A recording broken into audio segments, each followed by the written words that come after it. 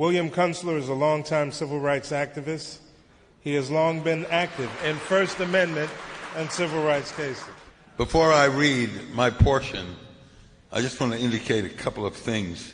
3 years after Mumia was on death row, the city of Philadelphia, through its mayor, who happened to have been an old client of mine, Wilson Good, dropped a firebomb on the Move House in Philadelphia to further an eviction of Move from their premises. 11 people were incinerated, several of them babies, and 62 black homes were burnt down. I went down to Philadelphia.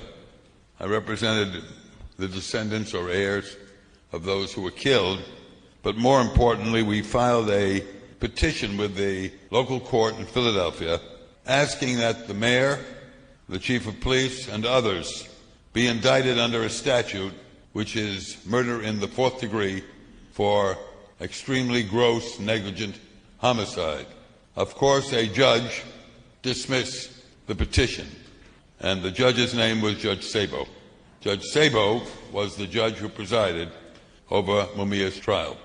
They could murder 11 people, burn down 62 homes, and not one soul will answer to any court, to any jury, to any judge for that outright murder. They go free. Mumia was then entering his fourth year on death row. As you know, many of you, he was invited by National Public Radio, All Things Considered, our liberal so-called bastion. They retained him for 12 3-minute commentaries. They canceled them. None of them were aired. And they canceled them because the police claimed that you couldn't put a convicted murderer, or shouldn't, on the airwaves. And so his 12 3-minute segments were never heard. All Things Considered and NPR could not reach down and find the necessary courage to air this man's words. So we will air them here. I'm going to read one of those that would have gone over the air had they lived up to their commitment. It's called Acting Like Life's a Ball Game. Already having one in their back pocket with 3 to go. And Mike Tomlin was asked. Bruce then amassed nearly 3,000 acres, which he passed on to his 11 children.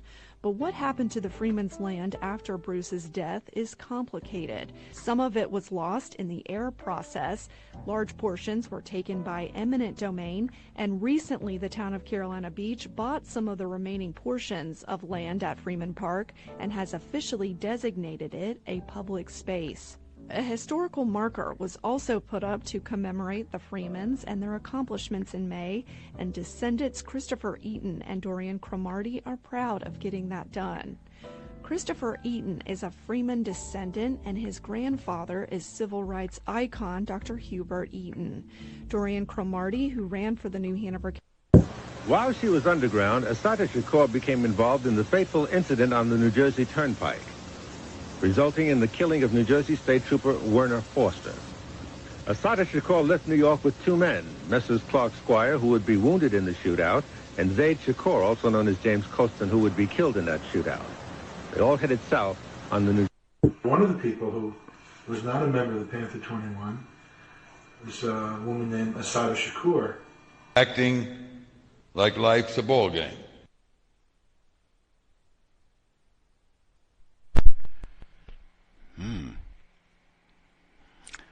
I don't know. I haven't done an extensive study, but I have seen and heard Ted Bundy, Jeff Dahmer on the airwaves frequently.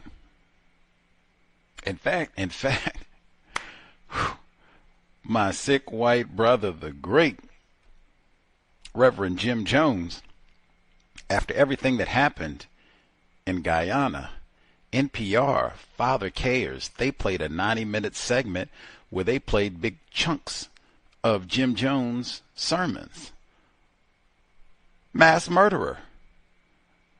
Why can he go out at the same time period as Mumia Abu-Jamal when he was convicted? Why can we hear Jim Jones and Jeff Dahmer and Ted Bundy. Why can we hear them but no Mumia on NPR? Maybe that's why President Trump took their funding. Gus T. in for another broadcast, hopefully to share constructive information on the global system of white supremacy. This is The Cows. Today's date, Tuesday, December 16, 2025. So I have been told the audio that you heard at the beginning, that was William Kunstler, white attorney.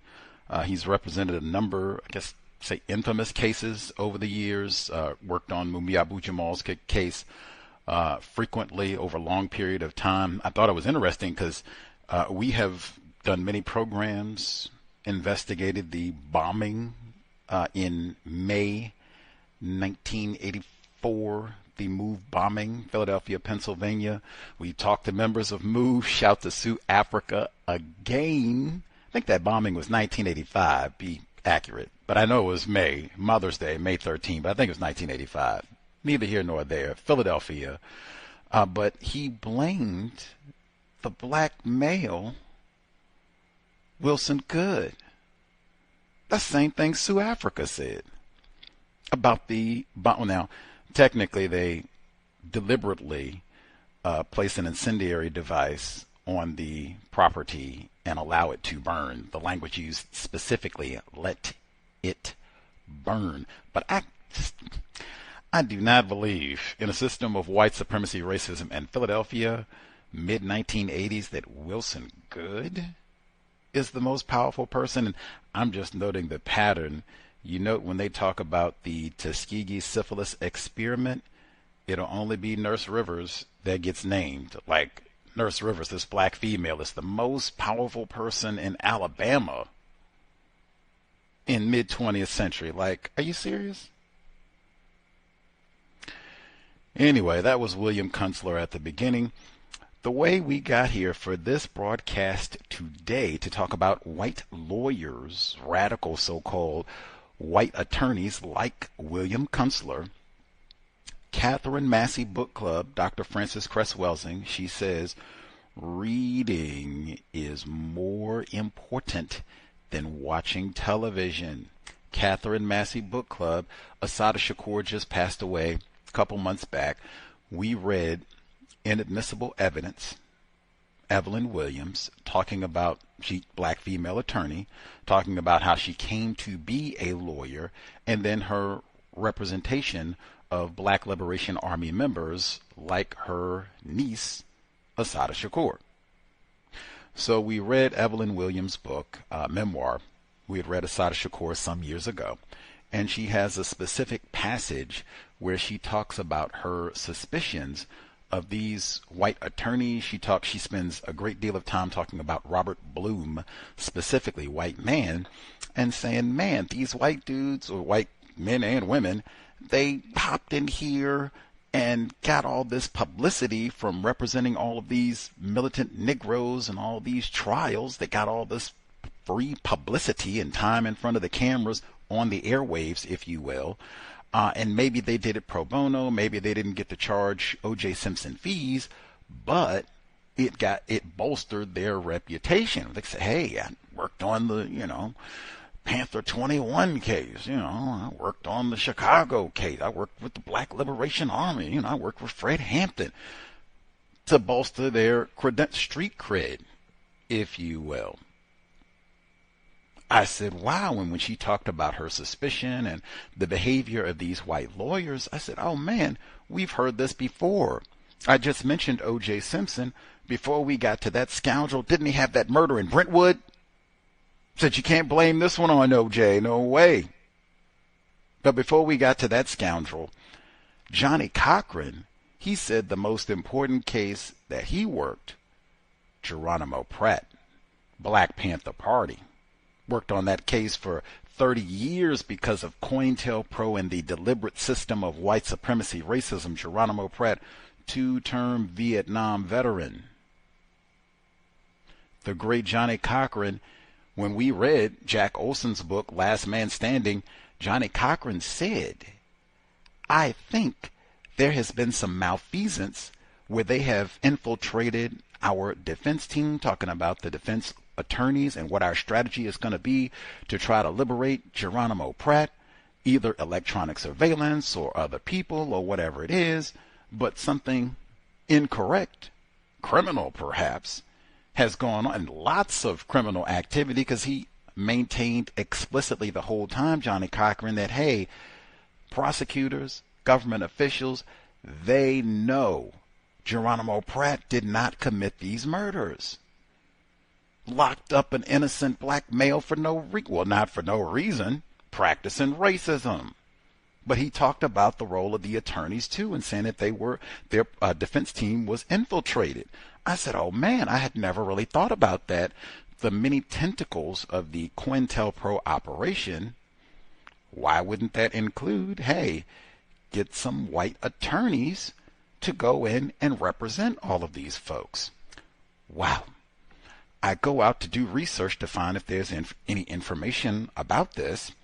I stumble on the report that we're going to discuss today, titled Out of Order, Radical, important term, Radical Lawyers and Social Movements in the Cold War. Some of these very people that I just mentioned, Evelyn Williams, Assata Shakur, pop up right in this book, in addition to some of the very people that have been guests on our program. Jeffrey Haas, we sat there and talked about Fred Hampton, assassinated December 1969, all of that talked about in this very book, including Jeffrey Haas, even Bill Ayers and Brenda Dorn, all of these folks that we've been talking about with the Weather Underground, white people who say that they are against racism, M19, the folks who broke out Assata Shakur, lots of folks that I recall, even, in fact,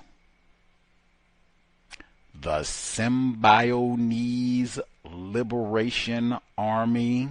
I even have to give a serious pause for Dr. Marcus Foster, first black superintendent of a major California school, assassinated November 1973.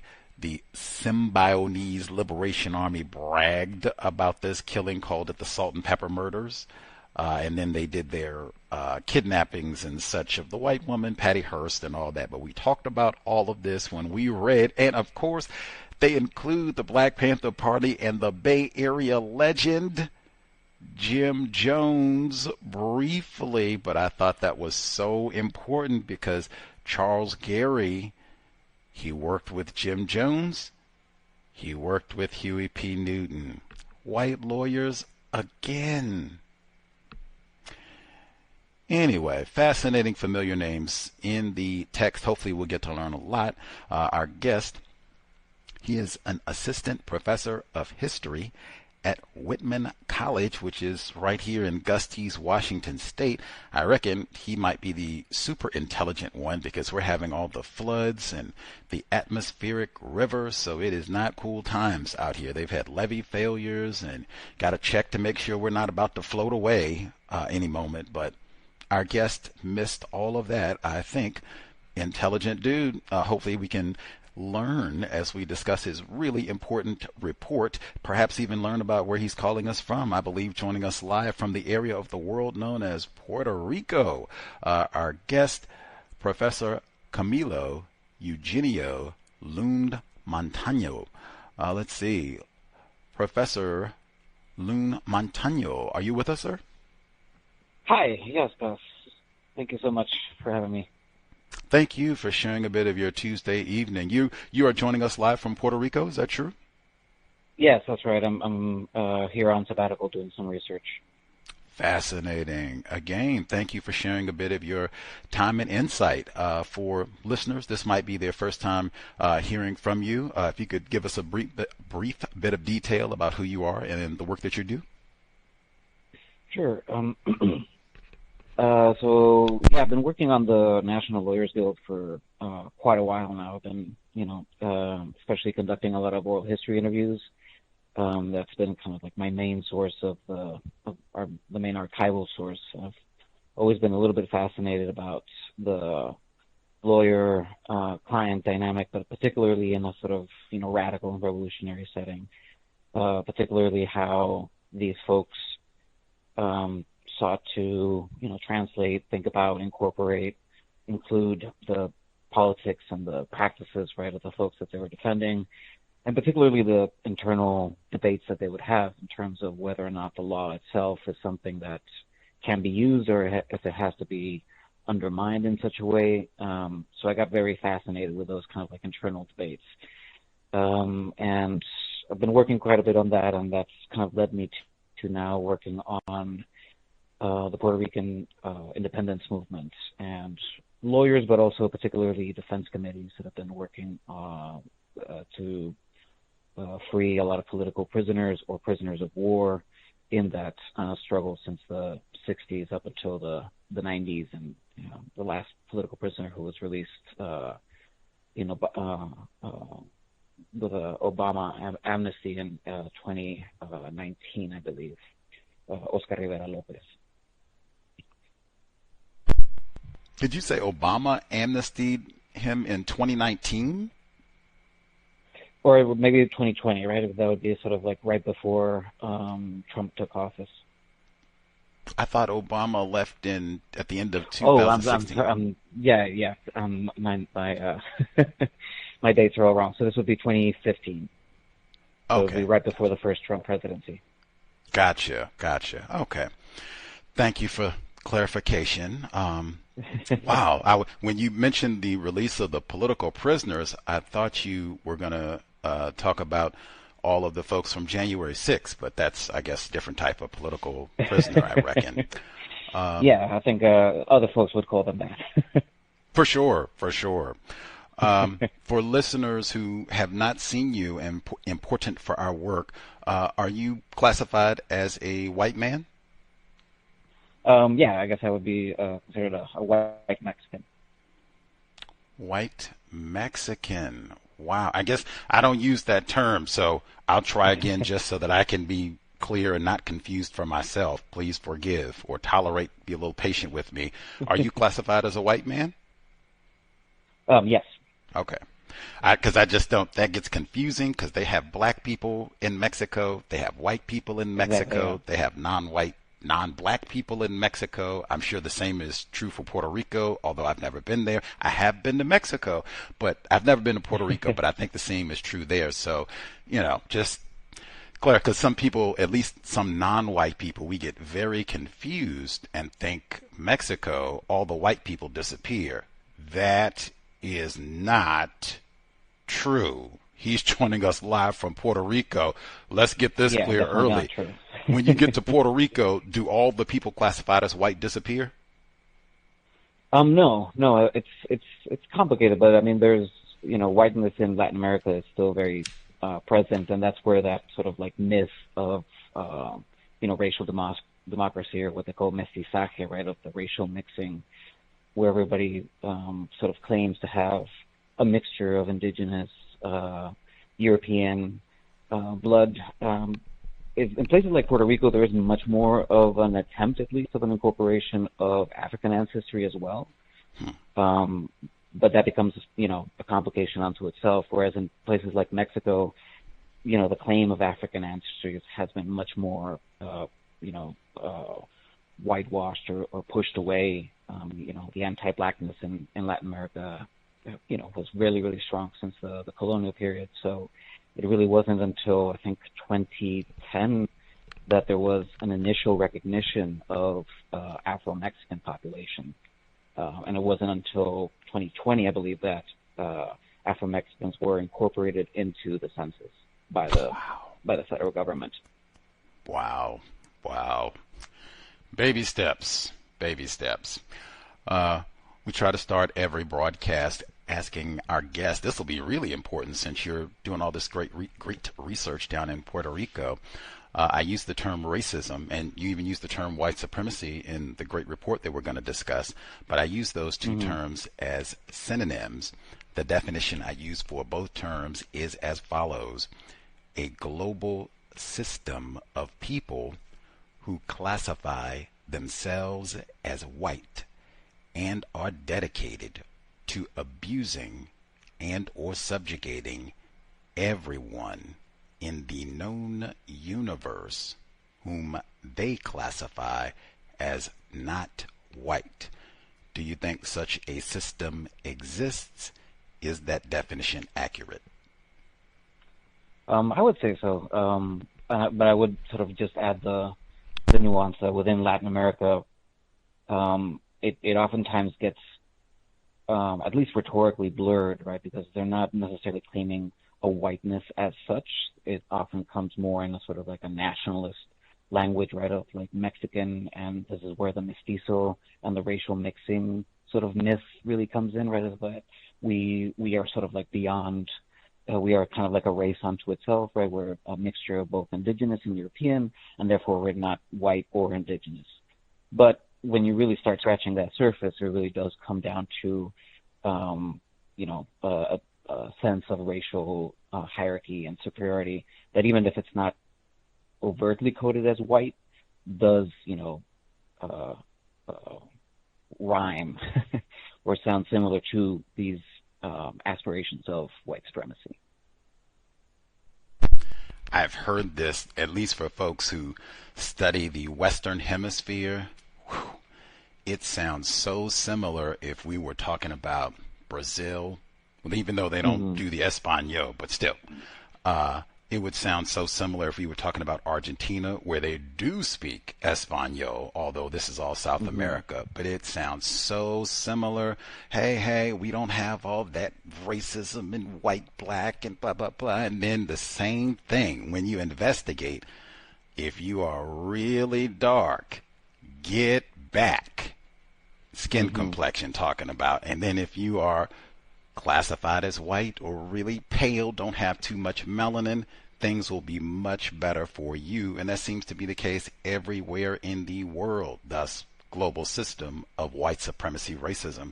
I guess you might be the first time we've had a guest on the program from Puerto Rico. I guess I'll pause to make sure I didn't just go too fast. What I just said, is that accurate? Am I being accurate? Did you want to point out an error? No. I would say so.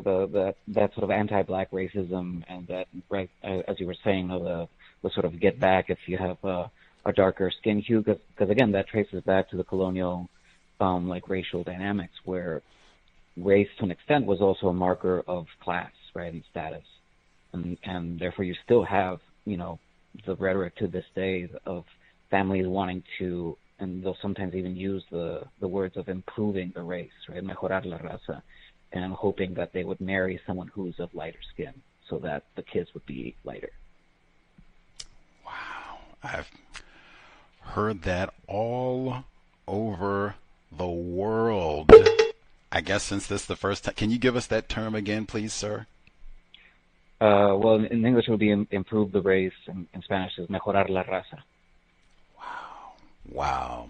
I got to brush up on my Spanish. Wow. Okay, that's why we wanted you here, so I could learn a little bit, or learn a lot, hopefully.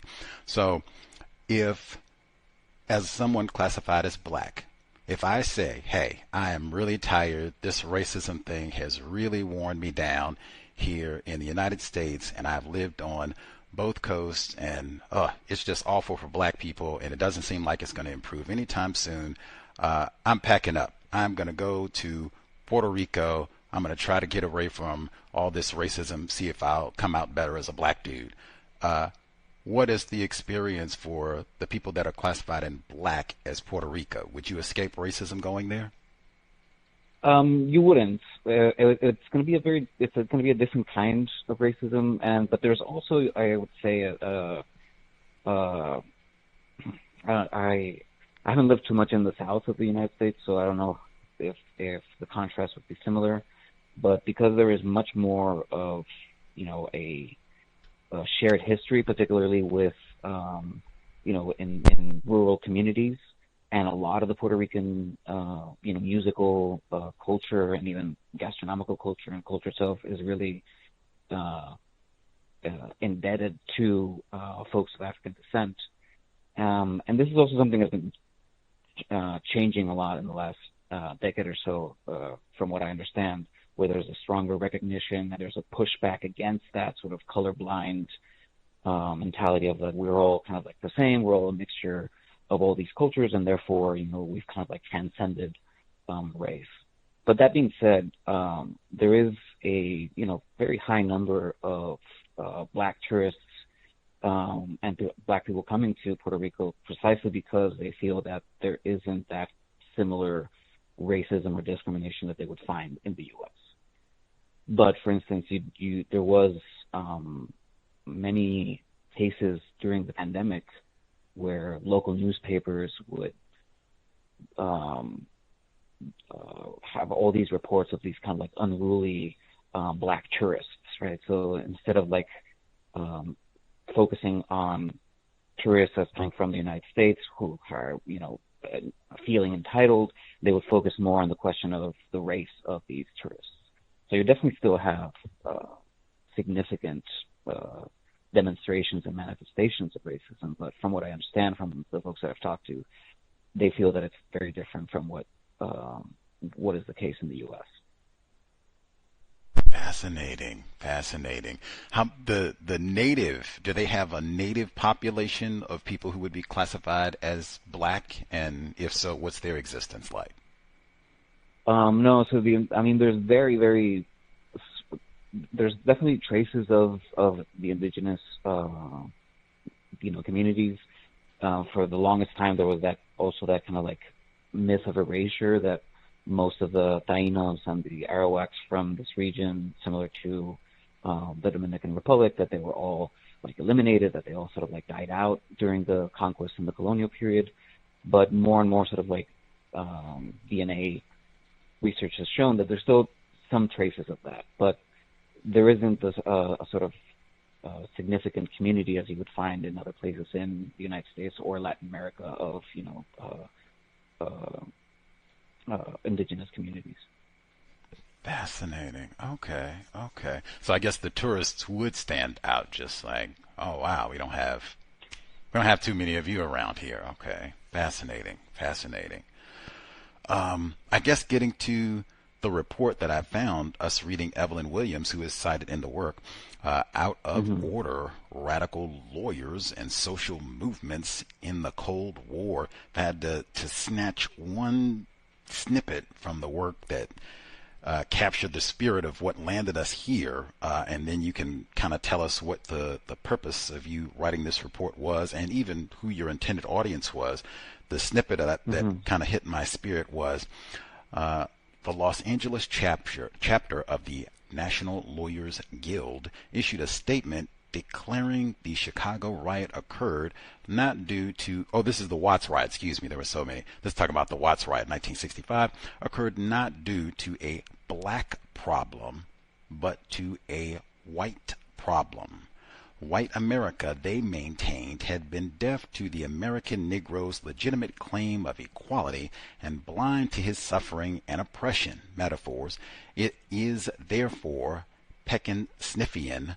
The statement continued with a Dickensian tone for those who have broken the law to speak of guilt, blame, and punishment in the profoundest legal and moral sense. Those men, women, and children were revolting against injustice. It is more fitting that the community accept responsibility for the injustice and demand amnesty for those Negroes who are its victims. Should be a capital V on the victim. But what was the purpose of this report, Out of Order, Radical Lawyers and Social Movements in the Cold War? Yeah, so that was my doctoral dissertation, and the sort of result of the several years of archival work and interviews that I was conducting, particularly on the National Lawyers Guild. I was trying to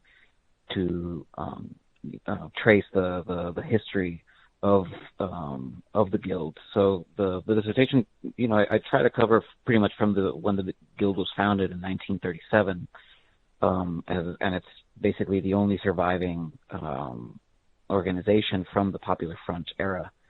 And I was also kind of curious of how and why is it that this is the only sort of surviving organization. And it's a very key moment or series of moments are going to be first of all, the civil rights movement, particularly early 60s into the mid 60s. And then there, I'm glad you mentioned the Watts riot, because that really does become a turning point, not only for the Guild particularly, but broadly for the civil rights and the Black Power movements, right? So 65, both the assassination of Malcolm X and the Watts riots are seen as that, key turning point. So that's also when there's a lot of these lawyers who were enmeshed in the civil rights movement also become much more sort of like radicalized and politicized in sort of denouncing the legal system itself and the conditions in which people are living in the cities as manifestations of of racialized systemic oppression. But interestingly, a lot of these lawyers are white, right? It's not until the late 60s that we have sort of a proliferation of more and more, at least Black radical lawyer organizations, right? And many of them actually sort of branch out of the National Lawyers Guild. Okay, we'll dig more into the specifics of your report, but you walked me right to my next question. And in fact, before I get to that, since you told us this is your dissertation, who was your intended audience? Like, did you have in mind some random Black dude in Washington State, no less, would find this, or was this just intended for like your fellow academic peers? Yeah, I'm actually really glad that you that somebody has sort of found it, because sadly most PhD dissertations are written, very much for the committee, right? And that's why some of these works, and even this work as I've been rereading it, are not necessarily very well written, because we usually don't have necessarily a broader audience in mind. But I'm glad that it has been sort of found. So initially it was, the dissertation itself intended to just for the committee, and the initial goal was to try to convert this into a book. And I'm still working on that project, but I got sidetracked by a few other different things. And then also a really good book came out, I think 2022, that focuses on radical lawyers. It's called Up Against the Law, by a really good Italian scholar who is based in the U.S., Luca Falciola. So I also decided to maybe give a little bit of time between his book, and then, that way I can rework some of the stuff here, and then try to get it out as a book in the next couple of years. Fascinating. I guess when you say for that, and I thought that was really important, saying that talking about a lot of times these projects are not well written because they're not intended for a broad audience. It might just be for this really eclectic academic group or committee that's going to read and grade this report. That's the type of thing that I think about when I say, wow, so who do please make this a book. I think this would be great because you could add, more detail to it and flesh it out a little bit. I'm sure you found new information. I would love to, make it a book. My 2 cents. Anyway, but this sort of really detailed information, I think, generally it's people classified as white, apparently worldwide, who have much more access and knowledge about this sort of information than non-white people. Sometimes that's even done deliberately. Maybe you have to pay to get access to this. Maybe they have it at the library. Maybe they let you in the library.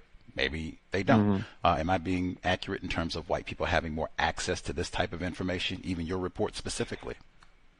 Yeah, definitely, because I think most I'm guessing you might have found it on ProQuest or some of those like databases, no? And a lot of those are paywalled, I believe. So, or at least you have to be subscribed to some of those databases. So a lot of this stuff, a lot of like PhD dissertations themselves are actually pretty hard to find or hard to access if you're not either paying for or subscribed or part of an institution that has access to these databases. buddy, absolute. As he said, you have to pay, be part of an institution. The institution is the system of white supremacy. But just even that, there's a massive paywall of information. Gee whiz. So you used the term, you walked me right to my question. This is from page 5 of your report. And right at the beginning, the term radical is capacious, meaning broad. I might even say vague, and even ambiguous, carrying different meanings depending on the context and tone. In the dissertation, I use it to refer to lawyers who self-identified as radical, often in an attempt to distinguish themselves from their liberal colleagues. I would even say for listeners, that's another one, like liberal. Oof, that's same thing. But that, and I always pause on that term radical, because as a black dude, being labeled a radical is dangerous. You can end up on the COINTELPRO list. You can end up Paul Robeson, Bobby Seale. Something bad can happen to you if you end up labeled radical, militant, these types of things. It doesn't have that same dangerous impact, potentially fatal for people classified as white. Being that you said some of these folks, they called themselves, I'm a radical lawyer. I guess is this as best we can unpack, like you used the term when the lawyers self-identified as radical? Yeah, and they would do that because they really wanted to distinguish that many of them believed that the system, especially the legal system, right, was itself racist, itself unjust, itself something that needed to be dismantled. So that's why they would usually try to have that term, but some of them would prefer other terms, right? And that's where I mentioned that there's this like big debate amongst them, because some said that it's a contradiction in terms to be a radical lawyer, because as a lawyer you still have to operate within the system. So some people would prefer people's lawyers or movement lawyers or cause lawyers. So there are all these like different terms that were used. But at the time, they were really adamant to use radical to differentiate themselves, from liberal lawyers who they saw as folks. I guess the best representation would be folks like in the ACLU, right? Who many of whom would still believe that there's some kind of like fundamental something that can be saved from the Constitution, right? That the Constitution itself is salvageable, that the Constitution itself does have the promise for equality and justice and all these things, and therefore we need to, use the Constitution or use the Bill of Rights in order to attain justice. Whereas the radicals would say, right, that the law itself, the Constitution, the Bill of Rights, the court system, all of these things to an extent need to be dismantled or destroyed. So many of them would actually not even believe in the law itself, right? So they would see themselves as mere sort of tools or technicians that should be used by radicals and revolutionaries to make sure that they're not in prison, that they're out in the streets, and that they're able to also maybe convey some of their politics in the court, right? So they would use the court more as a forum, as a sort of space to promote the politics, rather than a place where they would need to like defend themselves against a criminal charge. Much obliged. Thank you for unpacking just even that, and you discussed this in the book, even with that definition or understanding of the term radical, I would not want that label if I was classified as black, even with that context. And you talk about that explicitly in the text. Same logic. You do not want to be a radical Negro. Like, oh man, they will Paul Robeson, Tupac Shakur, Barack Obama. Like, oh buddy, it is not. You are not safe being a radical Negro. Let's see. On page and even a black. Sorry but just to add a little bit to that a lot of that also became an important sort of point of debate amongst black lawyers in the 60s, right? Because there was a growing critique towards folks like Bobby Seale and Huey Newton as to why they would have white lawyers. And they said, well, these are the lawyers who are actually like very supportive of our politics. There are all these like black lawyers who are actually not supportive of our politics, who are actually like denouncing our politics. So some folks would say that, right? Well, it's almost impossible, especially in this time, to be a black radical lawyer because you couldn't be a lawyer, right? Because you wouldn't be able to practice law.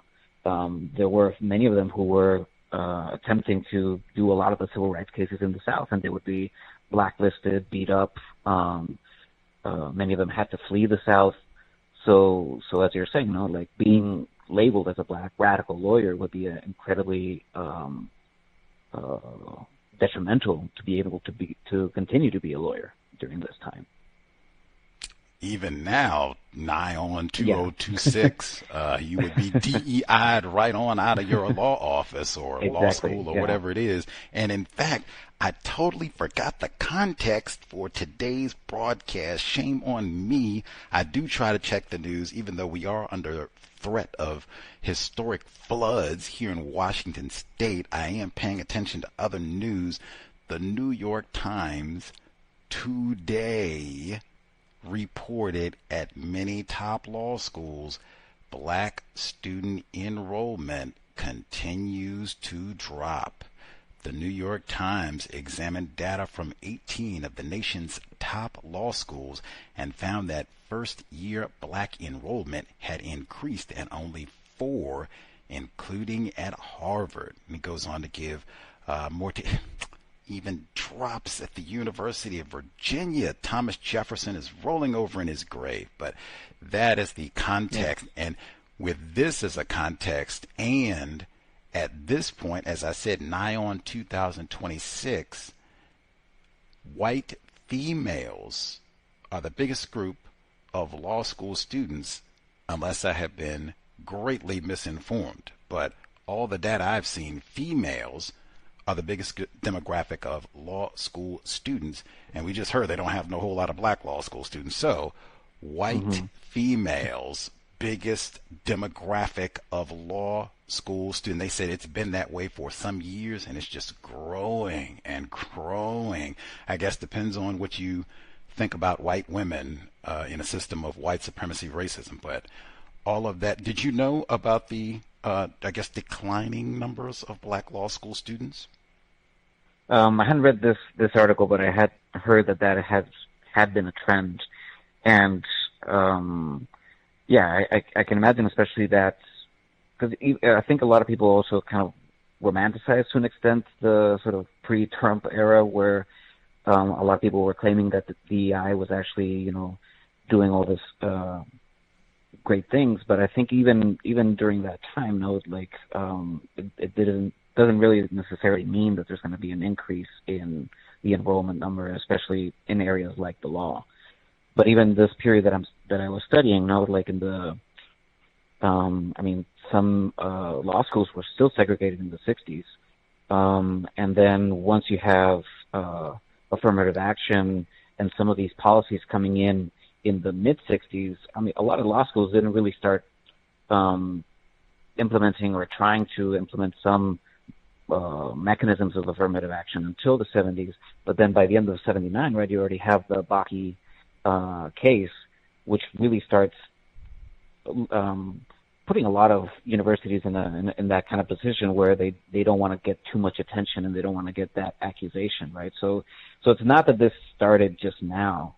I would say that there has been, a continuous pushback against or limitation of access to law schools and especially also law firms, right? Once people graduate, for non-white lawyers, particularly black lawyers, I would say.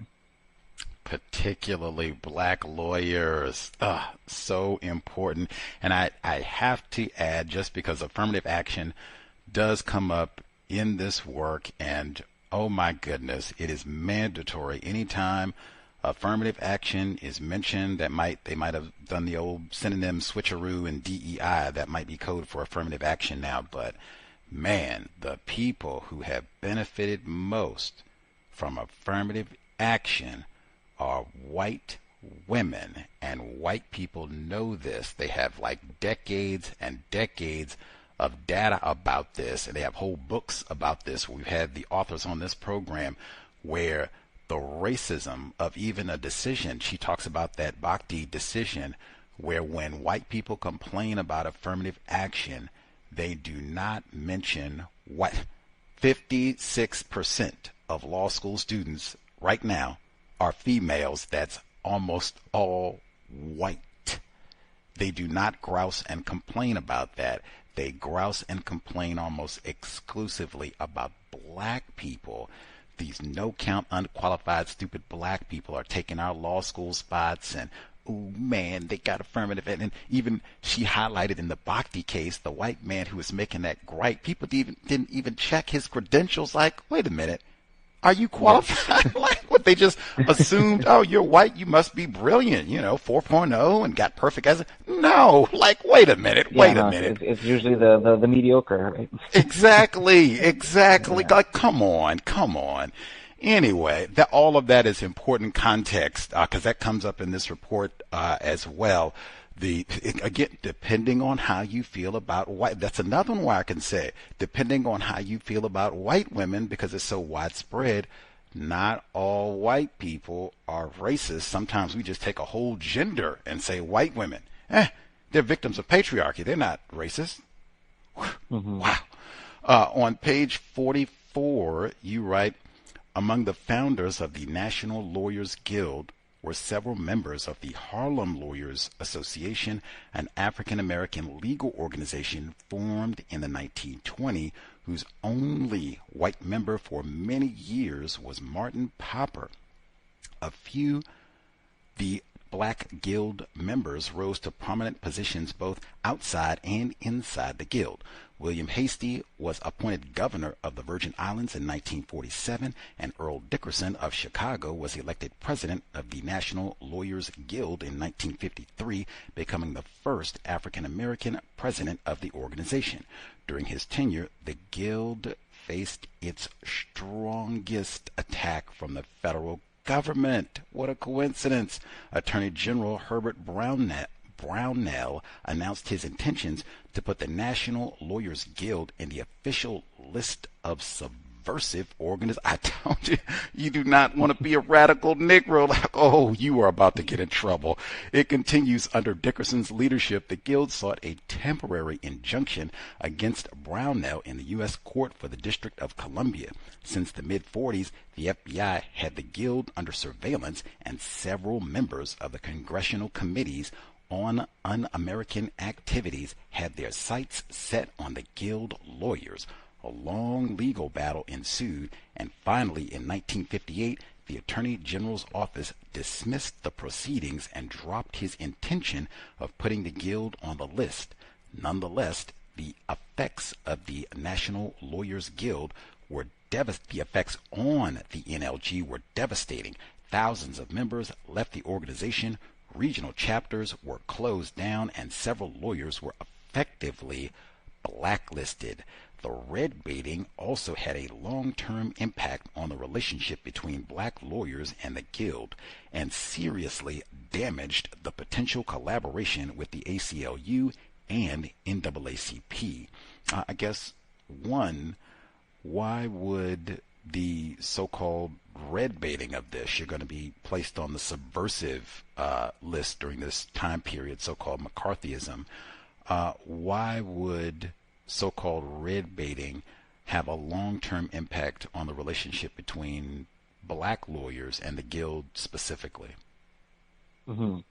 Yeah, so I mean, if for the longest time, like in the 50s, 60s, and even after that, being a member of the Guild for many was sort of code for being a communist, right? So as a black lawyer, particularly, let's say a black lawyer in the South, if you join the Guild, then not only are you going to be, attacked for being a black lawyer, but also for being a communist. So then that would, effectively block access to, clients, block access to, or hamper the relationship with judges. So for many black lawyers, it was a huge liability to be associated with the Guild. Gotcha. Great point. And for context, you can see audio and video, color video, in the 1980s of prominent white people giving their justification as to why there should be no Dr. Martin Luther King Jr. holiday, that he's a communist. This is 20 years after he's been assassinated. 80s, I just said. Ronald Reagan is president, and one of the first three, he's a commie, can't be, honoring no communist. And so this is in the 80s. You can only, or maybe you can imagine how, I just said, you do not want to be a radical Negro. Like, that is about the equivalent. 1950s, you're a communist Negro? Like, oh my God. Woo! You are in trouble with white people. Yes, that's why a lot of lawyers in the NAACP, right, or in the Legal Defense Fund, had to vocally or actively denounce the guild, right, because they didn't want to be, even though many of them were constantly accused of being a communist front. This was one way that they could publicly try to denounce that. So the guild became that sort of like boogeyman within the legal community of like, I reject, the any kind of association with that organization. Fascinating. Did white people have the same concern? Like, ooh, I'm going to be accused of being a communist, I better not join? I mean, yeah, and this is why, at least in that sort of like really high point of McCarthyism, the guild was pretty much decimated, almost out of existence. And even that very, very famous hearing, right, where basically McCarthy sort of crumbles, that moment when, I forget the name of the there's an attorney who's actually defending another lawyer who was in the committee of the House of Un-American Activities Committee, right, where they're doing that standard question of like, are you or have you ever been a member of the Communist Party? And they actually cited him because he was a member of the National Lawyers Guild. And that's that hearing where the lawyer, yells at McCarthy, it's like, have you no shame, sir? Have you no shame? And that's, for many, that's kind of like the tipping point of McCarthy. So many white lawyers did face, definitely a backlash, but they were definitely not in as a precarious position as black lawyers, and as I said, particularly black lawyers in the South. You talk about the geographical differences in membership in the National Lawyers Guild specifically. This is on page 46. You write, traditionally left-wing lawyers in the South were scant and wary of any radical, that word, political inclinations, since the labor movement didn't make any considerable advances in the region, especially after the strident anti-labor Taft-Hartley Act in 1947. Most of these Southern progressive lawyers focused primarily on civil rights. However, being a civil rights lawyer in the Jim Crow South incited considerable obstacles, including for white lawyers who feared alienation or provoking the local bar associations. Consequently, they usually stayed away from controversial trials. The guild only had a few white members in the South: Clifford Durr in Alabama, Joe Coe in Pensacola, Florida, William Higgs in Mississippi, and Bruce Waltzer and Ben Smith, who opened a civil rights practice in New Orleans and had been active members in the guild since the late 1950s. When you talk about being, provoking alienation or provoking the local bar association, this reminded me, one of our guests, Neely Fuller Jr., he said for years, white people cannot be ignorant about racism, white supremacy, or they will get in trouble with other white people. Great illustration right here. Did you find any examples of a white attorney who took on a case, maybe represented a black person, and they somehow provoked the local bar association? Yeah, so one of the folks I mentioned there, William Higgs in Mississippi, he actually had to leave Mississippi because he was starting to get threatened by, I believe it was the local KKK. because he took on several black clients that were, bringing civil rights cases in Mississippi, and he eventually had to leave. I think he ended up going to New York. Bruce Walter and Ben Smith, I think, also faced several disciplinary hearings from the local Louisiana Bar Association at several points. Initially, using the sort of excuse that they were communists, right, of doing an accusation of communist subversive activities, but it was really because they were doing civil rights cases. Wow. That is fascinating. The names, well, I guess that works out fine since it's the people that he actually mentioned in the book, but wow, that make it explicit. White people will let you know, forcefully sometimes, if you are doing things that violate what is expected of you as a white man, white woman, white child. They will let you know. We've heard this repeated. I just try to point that out. It is not possible to be white and ignorant about racism. Like, no. White people make sure you know all the do's and don'ts of that, and if you mess up, you will be corrected. And I mean, did you leave out it? Because this is like a small list. Did you skimp? Have you found other white people? Is this it for the members? Oh, no, I'm sure there's more. I think these would be the ones that, again, would be more associated with the folks that were in and around the National Lawyers Guild, and that were particularly took on cases that would lead to a lot of like desegregation moments in the South. I'm sure there would be more. I guess these would just be the most well known. Because I think from what I heard also is that a key point of survival was to keep a low profile, right? So you didn't want to draw too much attention to yourself. And that's what, happens a lot with the black lawyers in the South, that even though many of them did try to keep a low profile, like that was, virtually impossible. So some of them had to leave, but then it's really important, the folks I mentioned there, that it's really black lawyers in the South that lead the effort that then becomes that broad and pretty big legal community to come down through the National Lawyers Guild, through ACLU, and through other different committees, that they are the ones who are like pretty much, standing their grounds. Folks like Len Holt and Edward Ollie in Virginia, or C.B. King, Shaveen Bowers King in Georgia. He was actually incredibly important for this whole generation of white radical lawyers, because he actually would hire young law students or like freshly out of law school white lawyers to come to Georgia and take on these cases. So for many of those white lawyers, that was that kind of like radicalization of working for this, at that point, already pretty prominent black lawyer in Georgia. Fascinating. Context of white supremacy.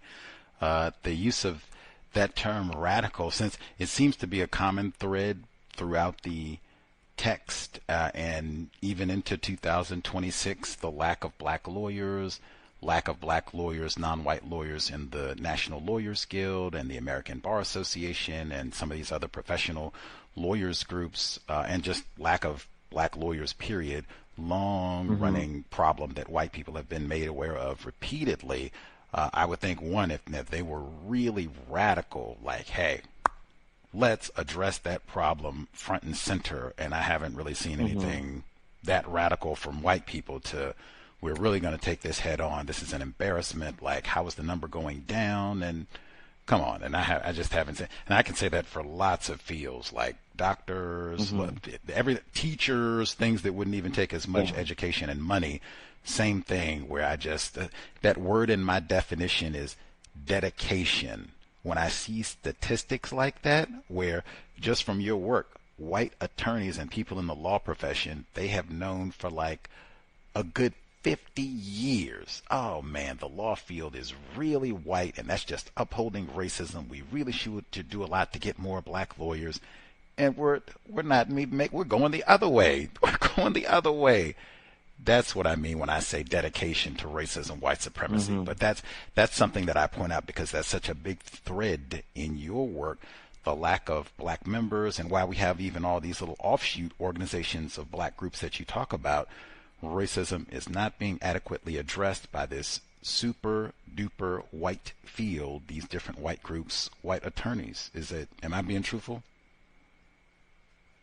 Yeah, I mean, I think it becomes complicated, right? Especially in the late 60s, early 70s, because then comes in that debate, right, of whether or not a lawyer is radical enough, and that's where organizations like the Black Panthers were so adamant about defending their position of hiring white lawyers, because they argued that there weren't enough radical black lawyers, right, or that the black lawyers that were around them were either opportunistic or too scared of taking on these radical causes.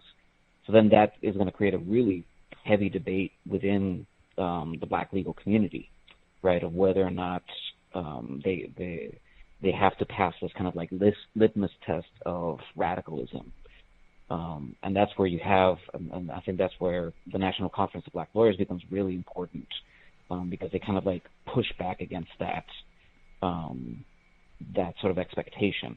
But like in the case of Sadiq Shakur and some of these other cases, right, there's the assumption that it's going to be a white lawyer is going to be better because they're going to be much more radical, and they're going to be much more experienced. So you still have these kind of like weird dynamics in the decision making, right, of which lawyers to pick or which lawyers to have.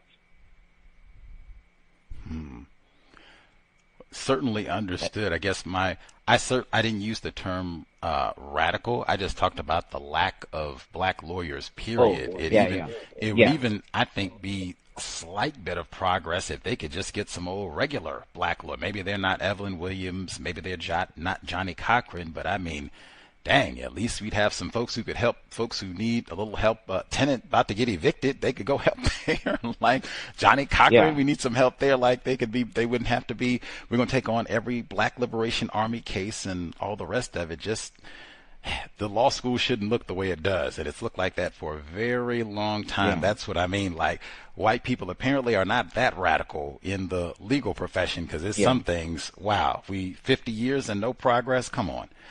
And I would say, like, it's not only that the law schools themselves, right, were a problem, but as I said, like law firms and all these different opportunities, especially in the late 60s, early 70s, where you have programs like the VISTA, the Volunteers in Service to America, and all these legal services programs that are part of the OEO, how do you call it, like the programs that Johnson brings in the Great Society. A lot of these places are also not hiring black lawyers, right, or they're hiring less black lawyers.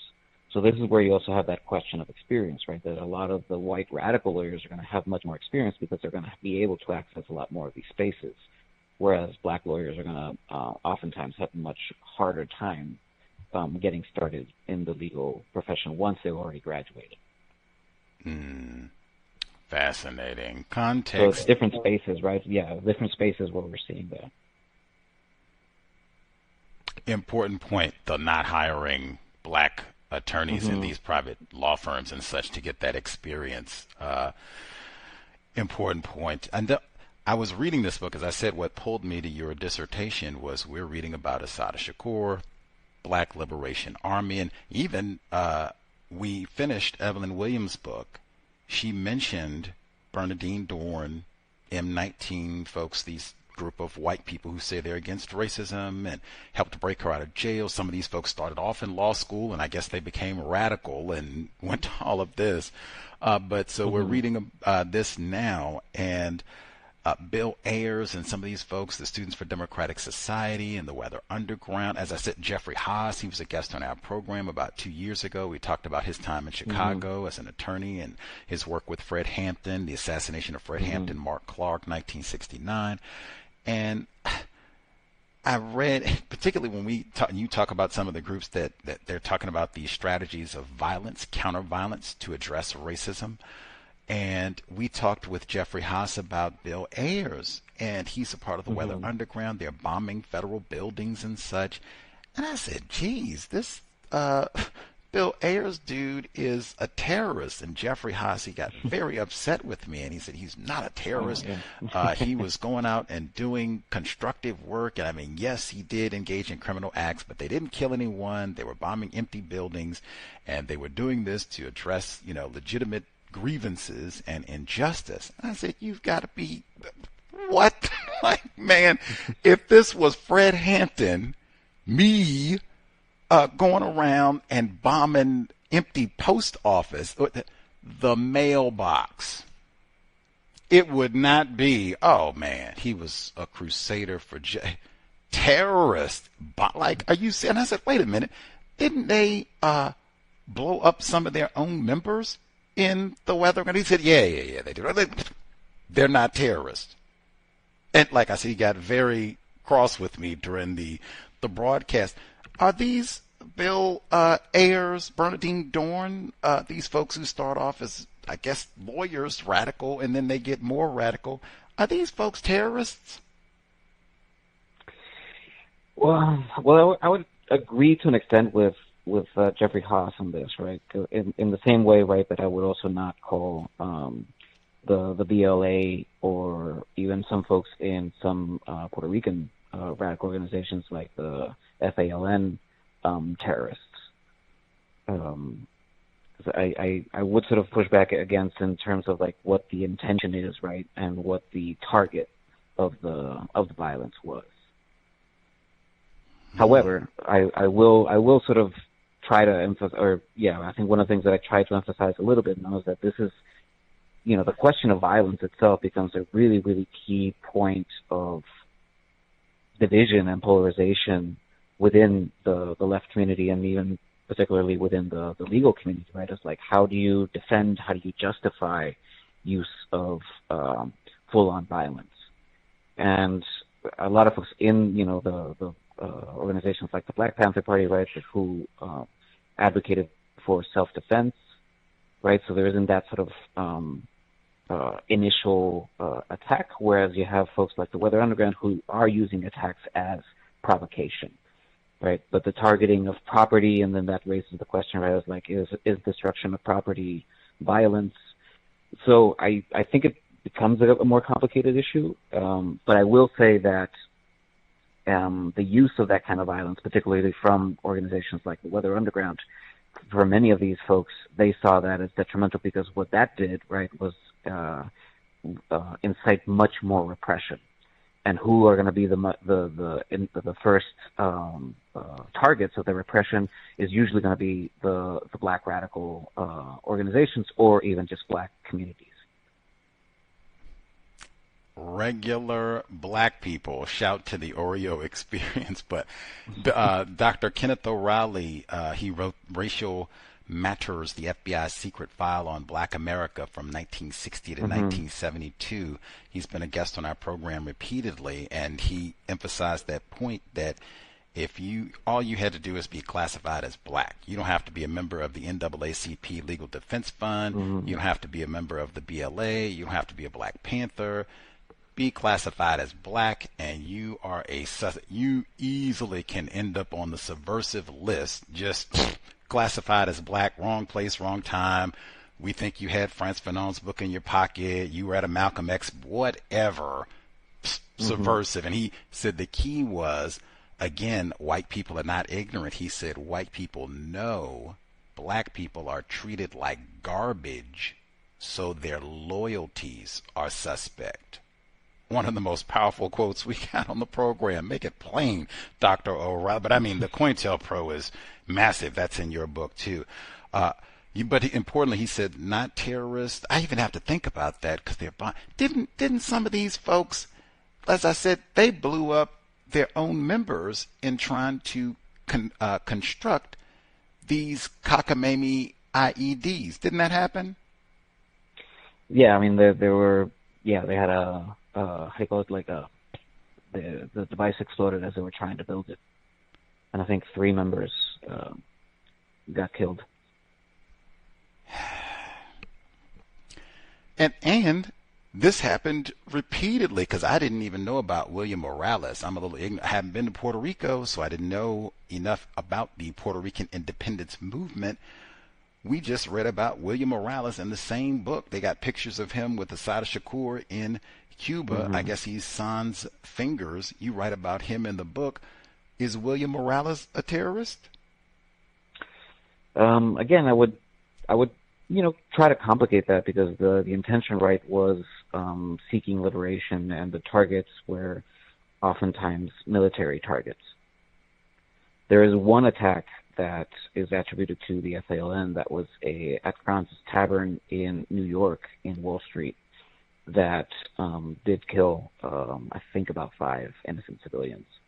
And this was in retribution to an attack that occurred in Puerto Rico by the FBI that also killed a certain amount of civilians.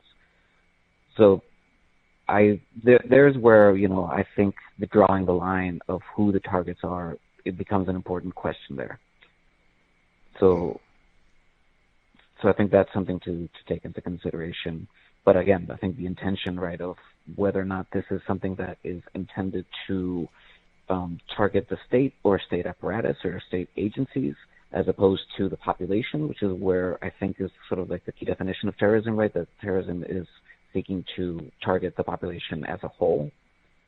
I think that's where the line becomes a little bit more blurry, and I guess it falls more into how we are defining terrorism.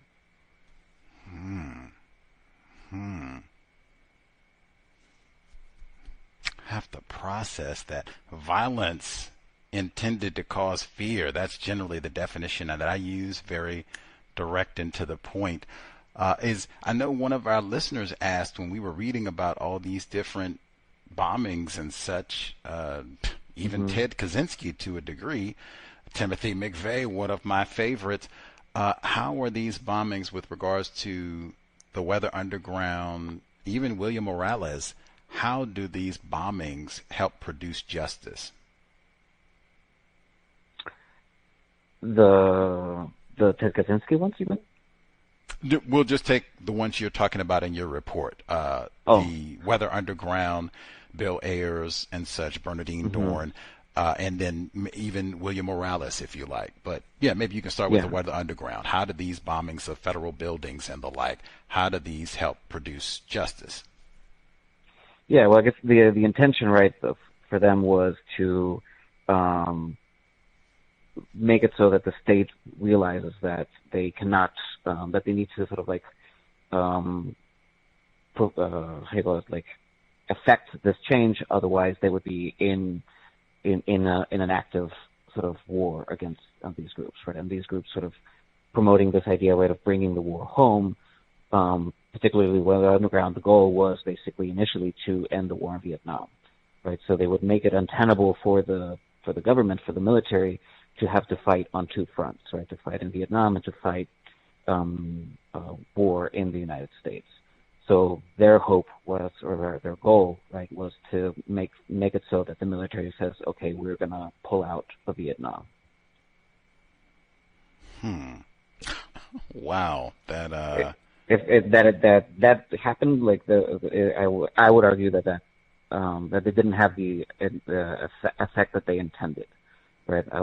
There's a lot of all these debates on whether or not what aspects of the anti-war movement were the ones that actually put enough pressure on the government to basically start moving out of Vietnam.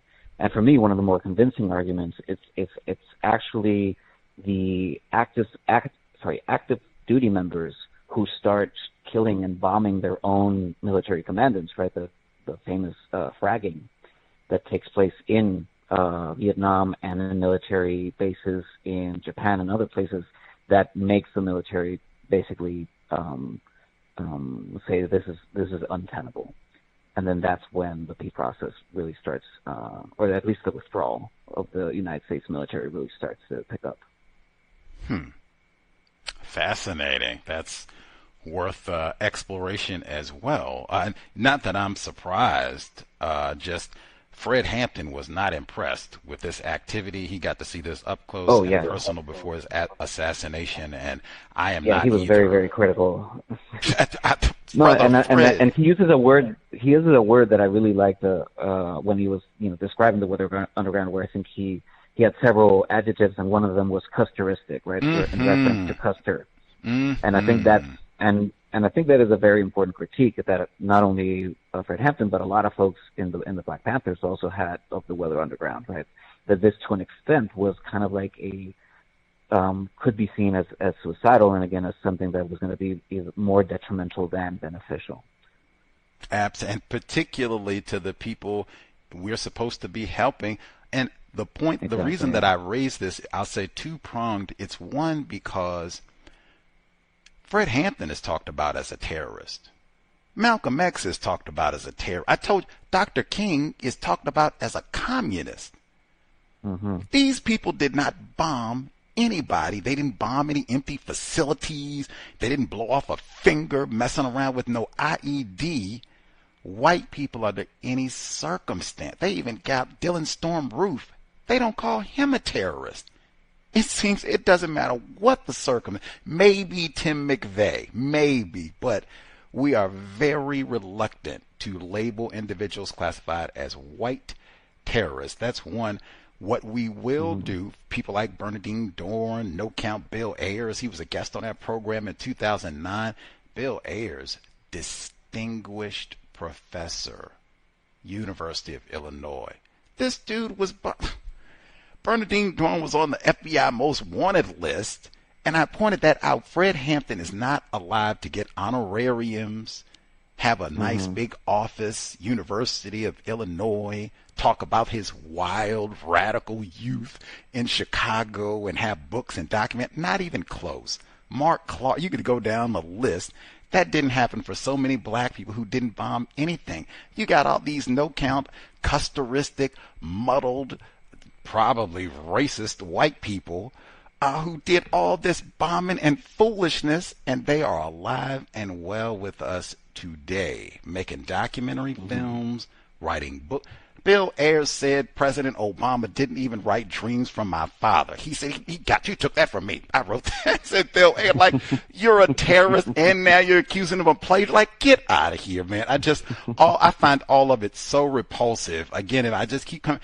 If it was me, I don't even have to be Ted Kaczynski. I could just be out here lighting firecrackers in the street. It's close to New Year's Eve, and I may. What are you doing? Come on. And when you talked about how this violence, it divided the so-called left or white people who allege that they're against racism at this time period. When I read that paragraph, this is on page 109, second paragraph, you write, support for violent actions waned, abated significantly 3 years later. This is after 1970. In 1973, the Symbionese Liberation Army murdered Dr. Marcus Foster, the African-American school superintendent in Oakland. Debates in the NLG, especially in the Bay Area, centered on whether they should defend all groups that were fighting against the system, and he has it in quotes, or if the politics and tactics should be scrutinized. When and what type of violence is justified.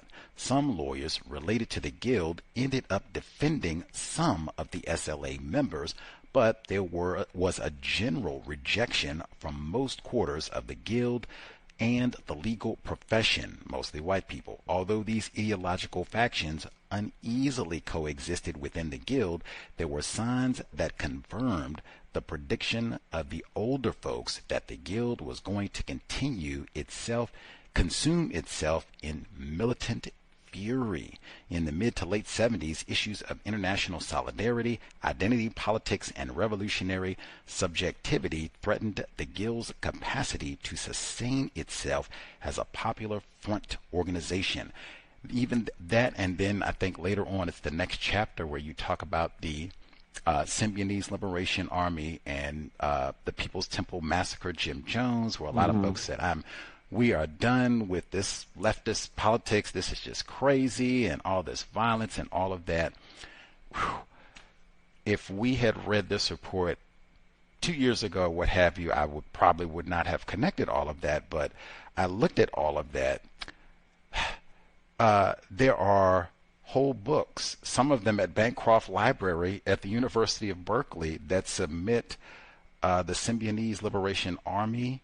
This is a CIA organization connected to some sort of government entity. There's whole books that Jonestown, in fact, one of the books titled was Jonestown, a CIA medical experiment. That book even submits, it's a whole chapter just on the assassination of Dr. Marcus Foster, that Jim Jones had something to do with that because he was taking so many children from that area of Oakland into the People's Temple that he eventually absconded to Guyana and killed them. And that book talks about the overlap of Jim Jones. He moved from Indiana to California right when the Black Panther Party is blossoming and taking up a lot of attention from the FBI. He moves out to the same area, same circles, recruiting from the same circle of same pool population of black people in San Francisco, Oakland. I just said Charles Gary. My mouth hit the floor. Yeah. I went through Charles Gary's file at the Bancroft Library, where you give them a shout out. I was at the Bancroft Library this time last year researching Jonestown. That book was Jonestown, a CIA medical experiment, emphasizes that over and over. Charles Gary, Huey P. Newton's attorney, Jim Jones Lee. He goes to Guyana and is all of that overlap between this. And I keep emphasizing, you talk about it in your book, COINTELPRO. None of this is happening within you have all kinds of wacky programs and such connected to COINTELPRO. You talk about it in this, I said book. I'm talking it into existence, the book. You talk about it in your dissertation that the National Lawyers Guild, they had COINTELPRO attacks programs targeting them dating at least back to the 1940s. Isn't that so? Yeah, that's right. Basically, when it started, it was one of the organizations that they were surveilling and targeting from the very beginning. From the very beginning, this is even before all the Red Scare and McCarthyism. All of this accelerated during the 1950s, 60s, 70s civil rights movement. All of this greatly accelerated, particularly against people classified as black. It's staggering to have that. This went white. These are the events that are listed. The Symbionese Liberation Army. And again, this is a group, I keep pointing this out. They have extensive files, Bancroft Library in Berkeley. This was a prison group of black people, black males in Bay Area, California, that was taken over and became a group of radical white people, and Donald Freeze, one black dude, and all these white people, and doing all the same crazy, zany, weatherman, customistic, stupid things, and they blame this on black. And it's at the same time, Black Panther Party, same location, all of this. Whew. This is, we don't want to be involved with the Black Panther Party. This is crazy. Wouldn't be involved. Black Panther Party, they have extensive, probably larger COINTELPRO files targeting Bobby Seale, Huey P. Newton, Eldridge Cleaver, you can run all the members of the Black Panther Party. I suspect they probably have bigger files than the National Lawyers Guild. I could be in error. Do you think I'm making a crazy wager there? No, I mean, I would definitely think that for folks like Huey Newton, Bobby Seale, that's where COINTELPRO really sort of went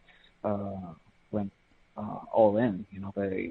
There's that very famous instance where they were it was FBI agents that basically instigated the fight between the Black Panthers and the US organization in Southern California, right? That led to the killing of Bunchy Carter, and so they were not only surveilling them, they were actively targeting them, and as you know in the case of Fred Hampton, killing them, and in some other cases basically just trying to undermine and destabilize from within with all these different kinds of folks. I mean, there are also all these instances, right, of folks that ended up being actually FBI agents.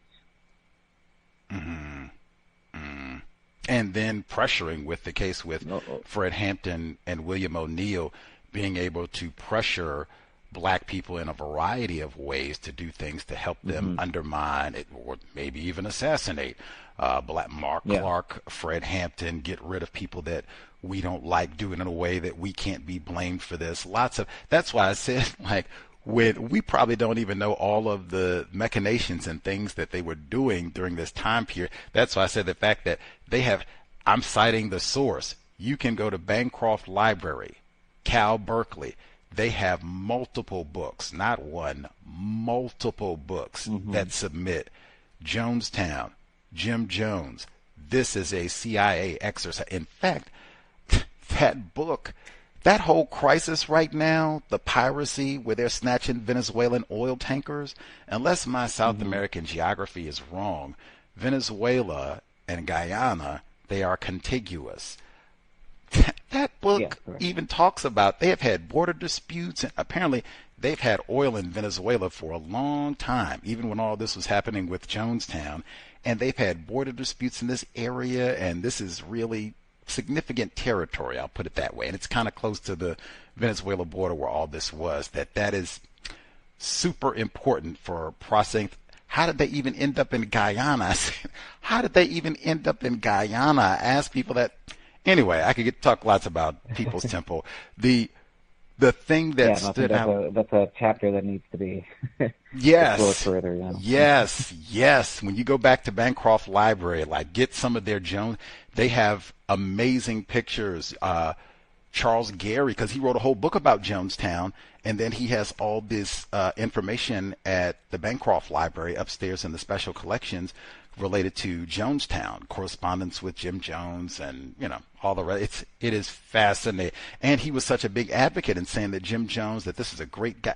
He was even saying that Jim Jones was a victim of government surveillance and overreach, that this was a swelled guy doing great things, and they were terrorizing poor old Jim. That, like, are you see? Anyway, the insincerity of these white lawyers, at least to me, it shines through in your report. I don't know if you meant it directly, but to me, it shines through so clearly during this, and because it's so redundant. I've heard this repeatedly during this time period.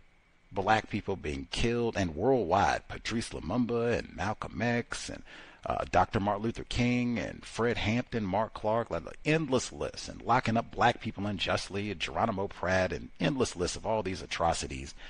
And the shift becomes, hey, you know what? White stewardesses are catching a bum break. They are working on these flights, and they only hire the young, attractive ones. And if you're older or if you're not slim, that's what we should. And in fact, these old draft dodgers, Donald Trump and such, they don't want to go to Vietnam. You talk about how that ends up, hey, you can fetch a tidy penny doing all these conscientious objectors and all the rest of it, people saying that they don't want to go. Vietnam is global system of white supremacy for sure, Agent Orange. That said, all of this, the white draft dodgers, white women stewardesses, sexism, they get up and make a whole platform. Sexism, and really, white women, we are not being treated correctly, and you all got to deal with it. Like, wait a minute. When did the National Lawyers Guild, when did they get up and say, we have racism here, and we need to address the racism here? And in fact, maybe the white people, we need to go and pick out why we don't have more black members. Why do the black members feel that they need to go and form a National Association of Colored People's Legal Defense Fund? Why can't they do that here at the National Lawyers Guild? Like, was there any point where they said, we're going to examine our own racism here at the NLG? Yeah, there were a couple of points. So, with as I said before, like in the 50s and 60s, a lot of folks stayed away from the guild because of the red baiting, right? Because of the possibility of being associated with being communists, right, or being labeled as communists. But it's going to be in the mid 60s where you have an increasing amount of black lawyers, particularly around the civil rights movement, that are going to become associated with the National Lawyers Guild. And then in you have what is going to be like 68 and 69 when the National Conference of Black Lawyers forms. And for a lot of them, the analysis is that they're kind of responding a little bit to what Stokely Carmichael mentioned, right, in the, or not mentioned, but basically decreed, right, with SNCC, of basically telling white members, well, you all need to organize your own communities, right? This is going to be, you know, a black organization. Even though, you know, curiously, he kept the white lawyers on staff. But for many of these folks, these younger lawyers and you know, activists who were very influenced by Carmichael, they kind of like took that to heart, right? We need to organize in our own communities. So for them, that's why the Guild was very supportive of promoting and supporting the formation of the National Conference of Black Lawyers, but also La Raza Legal Alliance for Hispanic lawyers, and increasingly for at least caucuses or promoting women lawyers, right? Because the question of sexism, I think, is a key one also to mention in the law, because many law schools actually don't allow or don't enroll women until the late 60s, early 70s, particularly in response, right, to a lot of men going off to fight in Vietnam, or at least that's what a lot of the law professors would tell these female law students, right? You're only here to, you know, cover the space of the soldiers. Once they come back, you'll these spots will not be for you.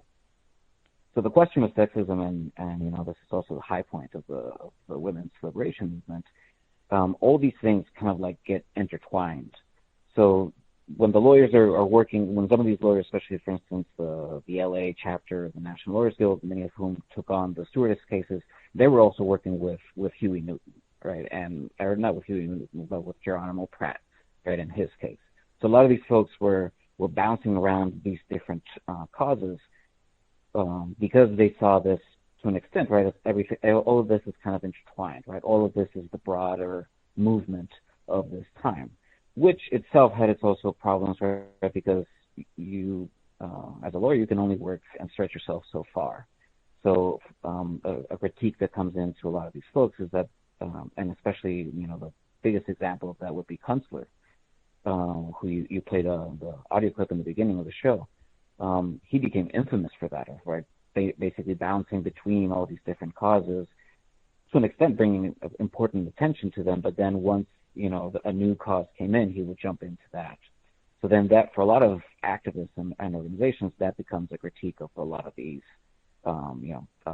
self-proclaimed radical lawyers. Much obliged for your comprehensive response. I'm not sure if you answered my question, and in fact, even I think I moved in several tangents there. I apologize.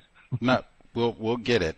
And even unless I misread the text, I do not see the same focus from these white lawyers on our own racism in the same way as sexism. And I'm just going directly to the report now. This is on page 101, where you talk about the affirmative action policies and it's specifically the impact on female students. So Rutgers, New Jersey, we can talk about New Jersey a lot. You write that Rutgers embodied some of the main changes in law schools. Rutgers University expanded its law school into Newark as the city was still recovering from the violent uprisings in 1967. Very important. The expansion ignited strong opposition from the community and from black law students who staged several protests. After negotiations with the university administrators and faculty, the Minority Student Program was created. In addition to affirmative action, which began in the university in 1968, these programs increased the numbers of minority students, primarily African Americans. Rutgers Law School also saw a significant increase in its female student body, probably massively white. The class of 1971 was 41% women. The following cohort grew to 51%. Again, probably lots of white women.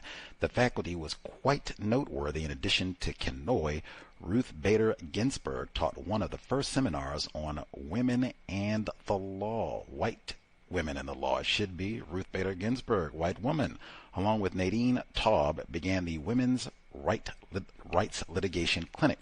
Furthermore, the Women's Rights Law Reporter, the first specialty law journal on women's issues, was founded at Rutgers. Alfred Slocum, who as a law student was one of the founders of the Minority Student Program, and Frank Askin were instrumental in starting the Constitutional Litigation Clinic and Urban Legal Clinic.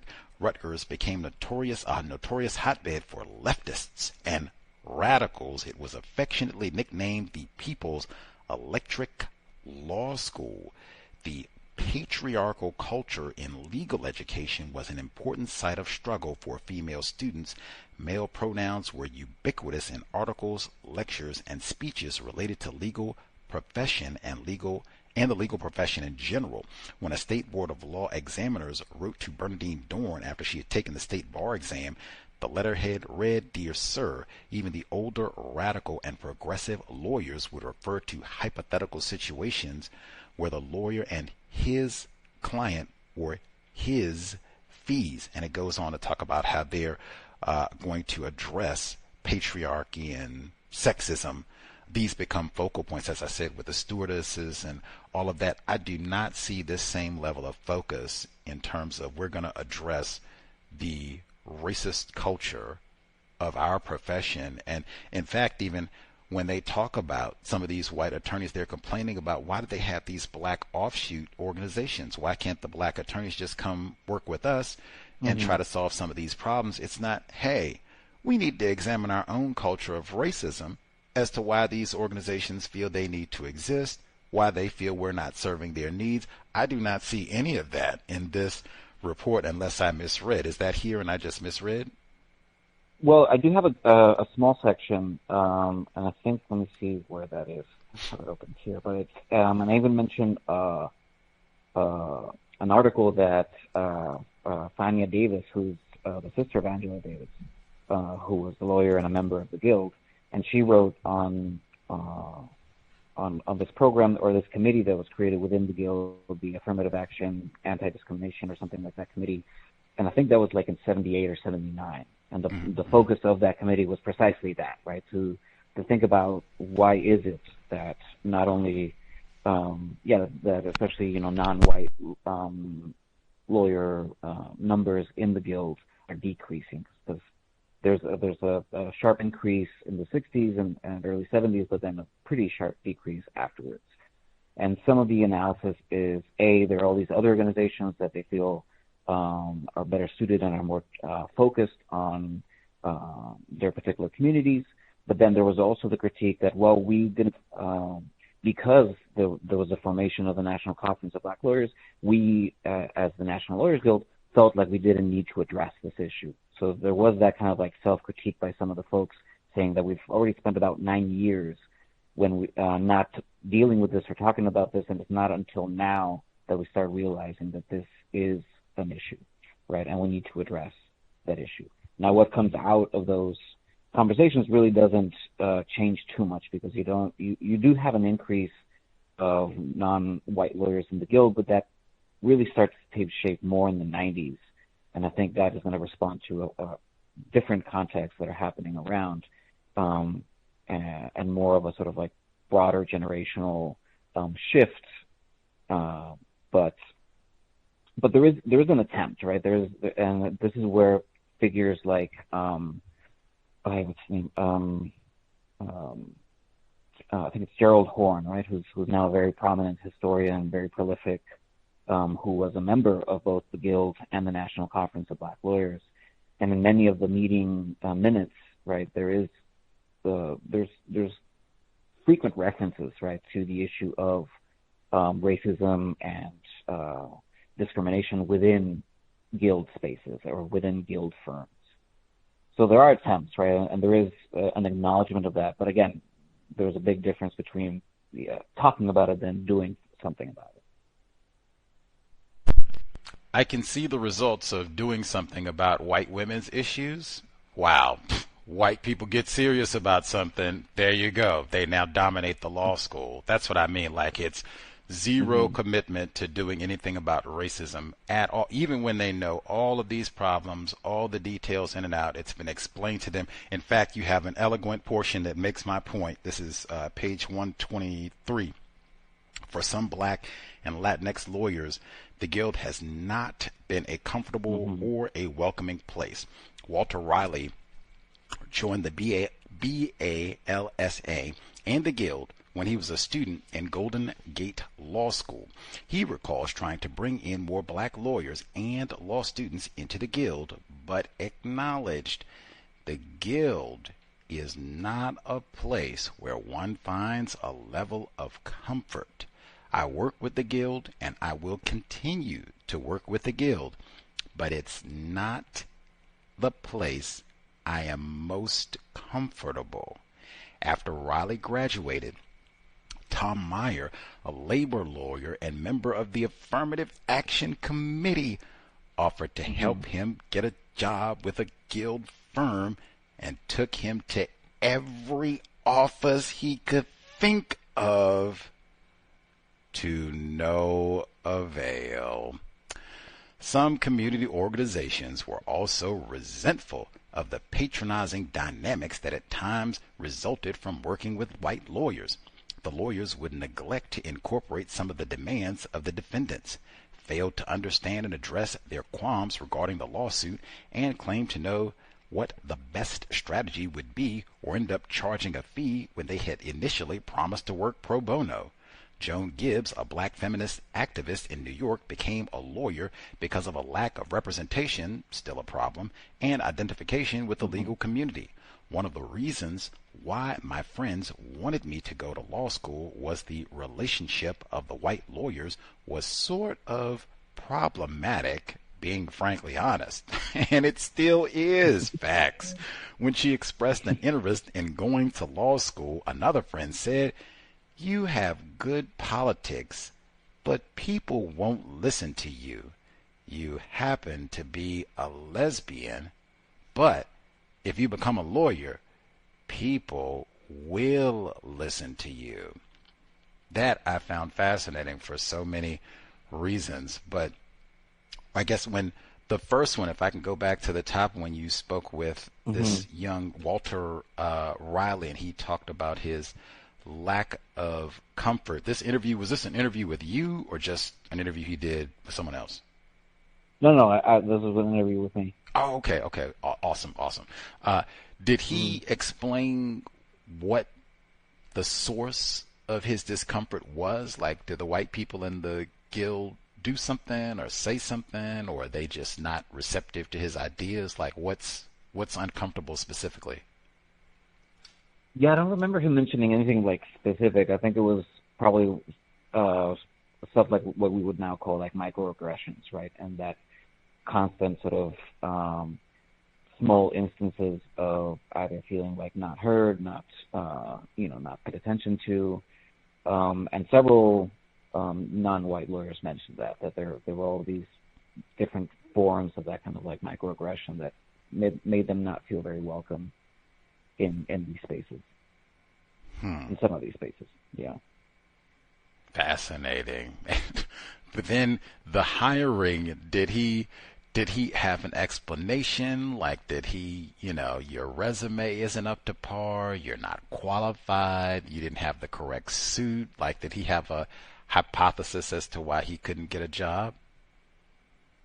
No, I don't think he mentioned anything specifically. I think it was just sort of like, I actually don't. I would have to look back at the transcript if there were any specifics to his thoughts on that.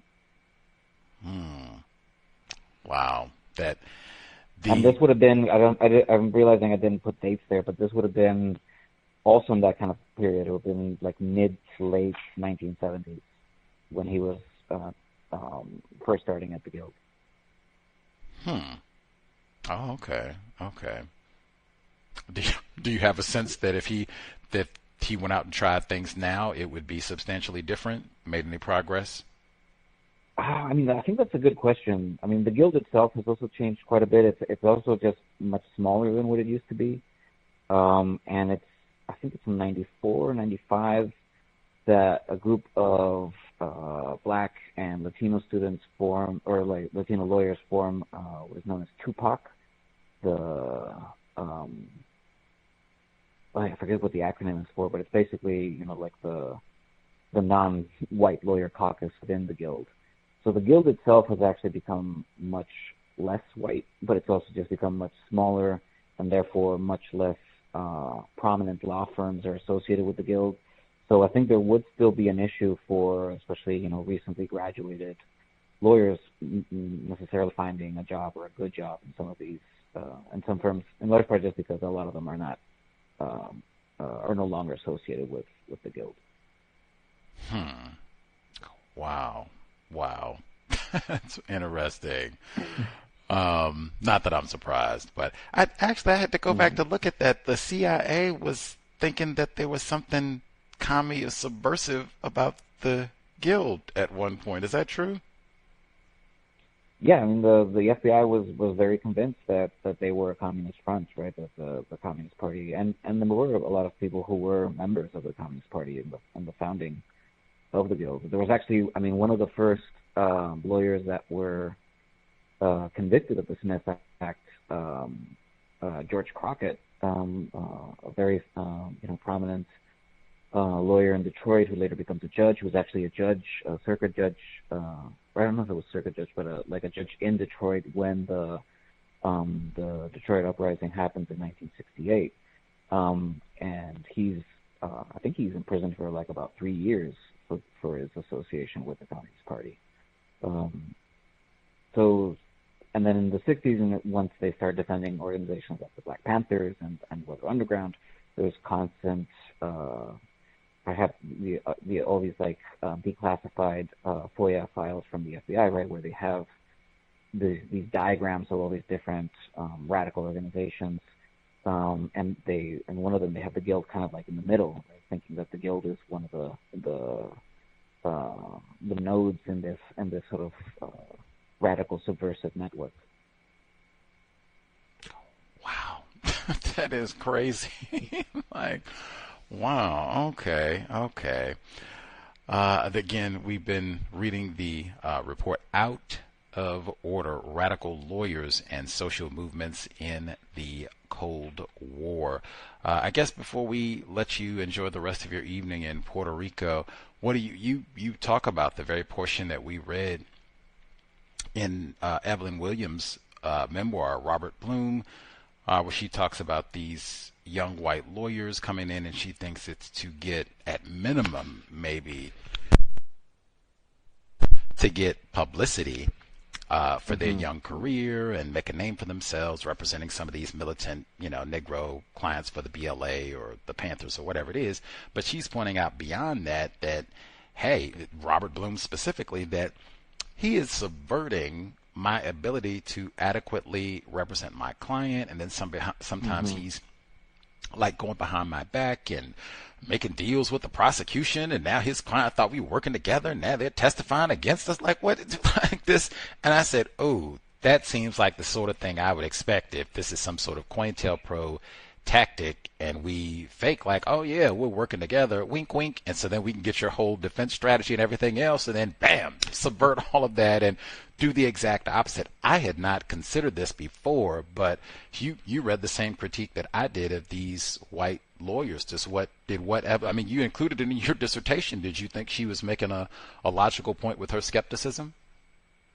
Yeah, no, I think it's important not to underestimate the capacity of folks within the left, right? How do you call it, like undermining each other through various intentions and motivations. And I think here, I'm glad you read that book, because I think that's a very undervalued memoir that I think speaks really, really directly to that issue of within the left of folks who assert themselves because of either their race, their gender, or also their experience, right? And this notion that because they've been working on this longer, therefore they should have authority and hierarchy over these decision making, that I think really underscores the complications for black lawyers in this period to be able to also be occupying these spaces.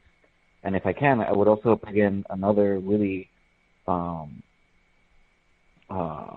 interesting and important memoir from another older black lawyer, Conrad Lynn. I think the memoir is called "There Is a Fountain," and he goes back to the 30s. He was a member. I think he was not a member of the Communist Party because I think he was a Trotskyist, but he was one of the founding members of the Guild, and he was working well into the 70s and 80s, and he has a lot of really great insights into a lot of these dynamics throughout. So, if you can, I would also really, really recommend that book. Okay, I'll have to check that. There Is a Fountain. There Is a Fountain. Conrad Lynn, L-Y-N-N. I think it's a double N. L-Y-N-N. Conrad Lynn. There Is a Fountain. Okay, I'll have to check that one out as well. And Evelyn Williams, she said it, I thought, so eloquently. She said, "My objection to these young white panel lawyers was specific.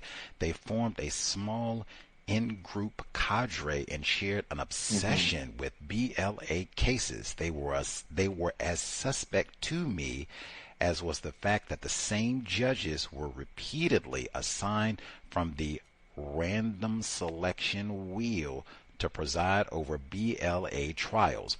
Robert Bloom, Jesse Berman, and Judge Gagliardi exemplified my concerns." That I thought was so precise and would fit with exactly, even I say Charles Gary. Wow, he ends up Huey P. Newton, Jim Jones. Like, wow, that is fascinating.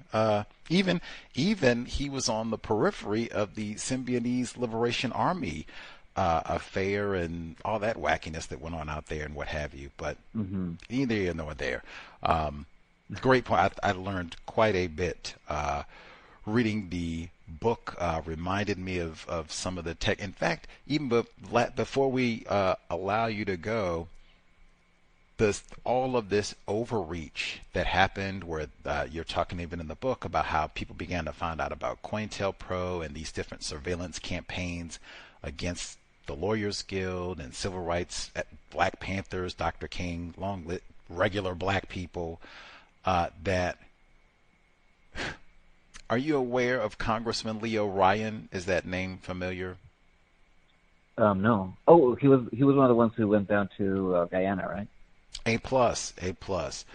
Congressman Leo Ryan, the only sitting member of Congress ever to be assassinated while they were in Congress. Before he went to Guyana, Congressman Leo Ryan was a part of the, hey, what is going on with all this CIA overreach, them going and killing Patrice Lumumba and all these wacky adventures that they're doing all over the world, trying to disrupt and overthrow governments and such, maybe even what's happening in Venezuela. There needs to be oversight. They put in the Hughes-Ryan amendment to try to curtail some of these activities. This happened, I think, about 2-3 years before Jonestown. I think that is very important, even just for context of the time period of what was happening with all of the... when Jonestown happened, the House Select Committee on Assassinations, all of that was happening in terms of, was there a government conspiracy involved in the assassination of Dr. King, Malcolm X, all of the material that you mentioned from COINTELPRO. This was happening simultaneously November 1978 when Jonestown happened. And some of the same people, some of the same people who were at that trial who had to go testify, they ended up being connected to Jonestown and then having to either be pulled out or disrupted from that trial to go and, oh my goodness, what's happening in Guyana? Timing is very important for analyzing all of these events. Very, very important. And so many of the same people overlap with many of these stories. Dr. Marcus Foster important as well. Anywho, thank you so much for sharing a bit of your time and insight with us, Professor Camilo Eugenio Lund-Montaño. Get that book. We will be on the lookout. I will. I'll be working hard. But thank you so much. It was really it was a pleasure talking to you. Pleasure was ours. Enjoy the rest of your evening, and we'll be on the lookout, sir. Keep in good touch. Be safe. Great. You too. Bye-bye. Thank you. Context of White Supremacy. The dissertation again, Out of Order, Radical Lawyers and the Social Movements in the Cold War. Lots of familiar names, I would say. I guess one, if you are interested in COINTELPRO, which all of us victims of racism should be at least to some degree, I reckon. This might be one. If you're interested in law, if we have any folks who might want to be an attorney, law school, had an interest in that or anything related, might be something to investigate. If you have interest in, I don't know, who are names you, Assata Shakur, Black Panther Party, studying white supremacy racism, since that is mentioned. And it's a lot of, cases and such where they're talking about the Scottsboro Boys case and anti-lynching and such. So if you are interested, System of White Supremacy Racism might be one to check out, see what you think. I do think super important context for the day, us having this dialogue around white attorneys, and even included within that the lack of black lawyers, lack of black attorneys. Man, to just have today the New York Times, we don't have no black law school students. Man, and even same thing that I told our guest, Professor Lund-Montaño, that it would be great if we were cranking out, Johnny Cochran's, and we want to go get Mumia Abu-Jamal out of prison, and we're going to go do all these FOI requests, and, that would be phenomenal. But it would also be great to just have some, attorneys who are not so-called radical, regular black attorney. If having a divorce, you need to do a will, you might be evicted, you got racism on the job.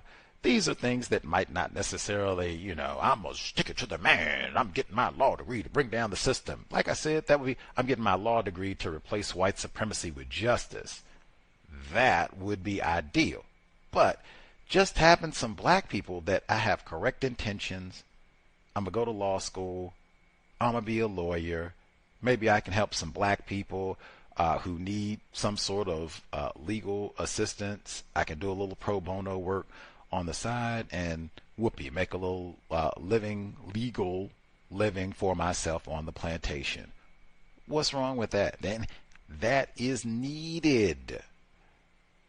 All we got is these white attorneys and all that. I mean, maybe you get an F. Lee Bailey, maybe, but you probably need a lot of money. Like most of us, we're not going to be able to afford no F. Lee Bailey, so we're going to be in trouble. Not going to be able to afford no Johnny Cochran either. We're going to be in trouble. That's why I said, it would be great to just have some regular old black attorneys who I just need a will. Do we have, is it Leroy Esquire where I can go get my will done? Yes. Okay, we can get that done. Great. Woo. Or, we know we don't get along. So, me and Lakeisha, we getting a divorce. Do we have, Lakeisha Esquire? We can go get the divorce proceedings done for not too much money. That would be a tremendous improvement. Then we can get to the black teachers and black doctors and replace white supremacy with justice. Anyway, this is the report. Just in case we have folks don't read the New York Times, they got them paywalls he mentioned. If you do not read the New York Times, this is the report today. We don't have no black law school students. Context of white supremacy. This would be another one. Who you think read the New York Times? At many top law schools, black student enrollment continues to drop. This article is by Stephanie Saul and read by an automated voice. The number of black students entering many of the nation's most elite law schools declined this year, according to data released on Monday by the American Bar Association. The drops, including at the University of Virginia and Northwestern University, continue a trend that began in fall 2024 after the U.S. Supreme Court banned the use of affirmative action in university admissions a year earlier. The New York Times examined the ABA admissions data from 18 of the nation's top law schools and found that first-year black enrollment had increased at only 4, including at Harvard, which enrolled 50 black law students this fall compared with 19 last year. At Georgetown University, first-year black enrollment jumped to 67 this year compared with 30 last year. 2 other elite law schools, Columbia and Stanford, saw a slight upward tick in the number of black students. The changes have implications for the long-term racial makeup of the profession, including who oversees and argues cases in the nation's top courtrooms. Top-ranked schools typically supply graduates to the nation's elite law firms and federal courts, where they serve as clerks and go on to be judges. Currently, all but one member of the Supreme Court attended either Harvard or Yale Law. David Wilkins, a law professor at Harvard, who has argued that diversity in law is important because most of the world is not white, celebrated the increase in black first-year students at his school. The Supreme Court decision is clearly making things more difficult, Professor Wilkins said. He also attributed the broader declines to the mood in the country from the administration and others, referring to President Trump's campaign to end diversity programs and preferences in schools. The American Bar Association recently suspended the use of law school diversity standards in accrediting schools, under pressure from the Trump administration. Opponents of diversity efforts in university admissions argue that they undermine merit and create an unlevel playing field, and that they could possibly stigmatize those they are seeking to help by suggesting they are inferior.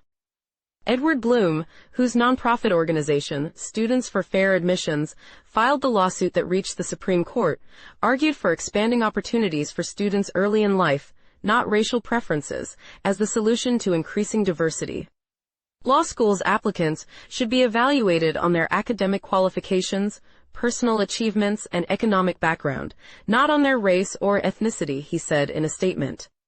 The demographic shifts at law schools mirror broader admissions trends at selective undergraduate programs that previously relied on race to create more diverse freshman classes.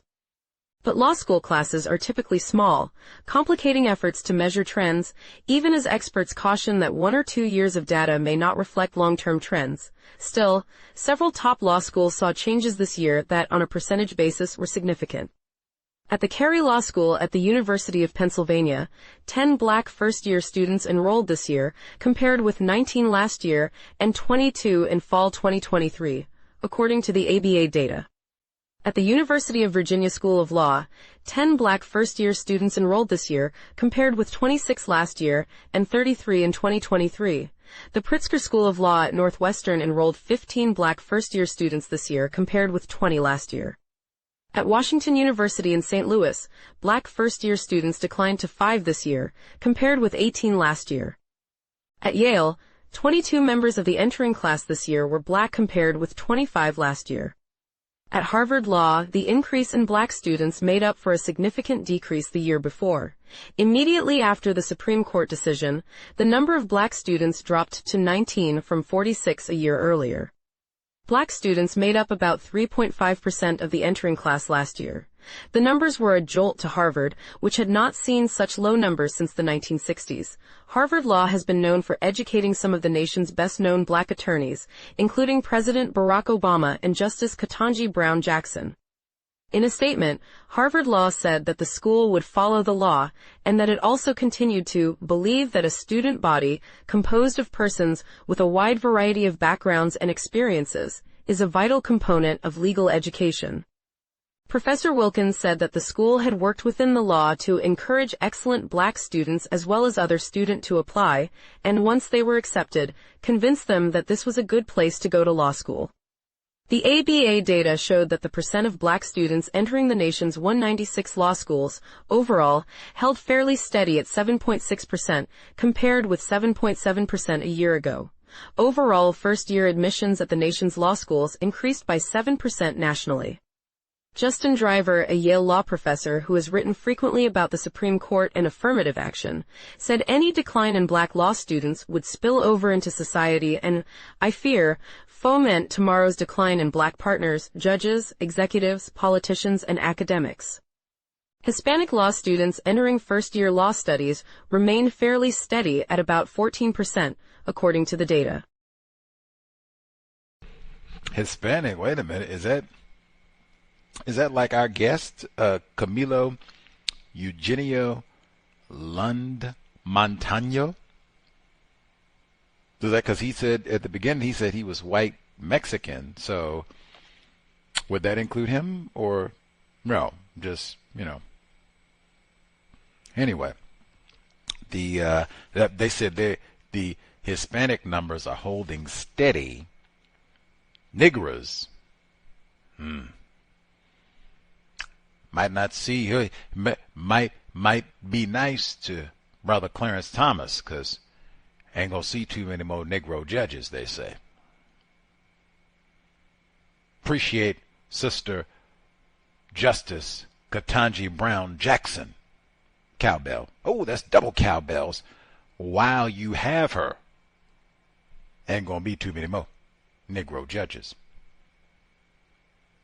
Man, in addition to, I'm hearing all that for context for our dialogue today, and I say, man, they said, oh, Edward Bloom, they brought him up. I told you at the Seattle International Film Festival in 2024.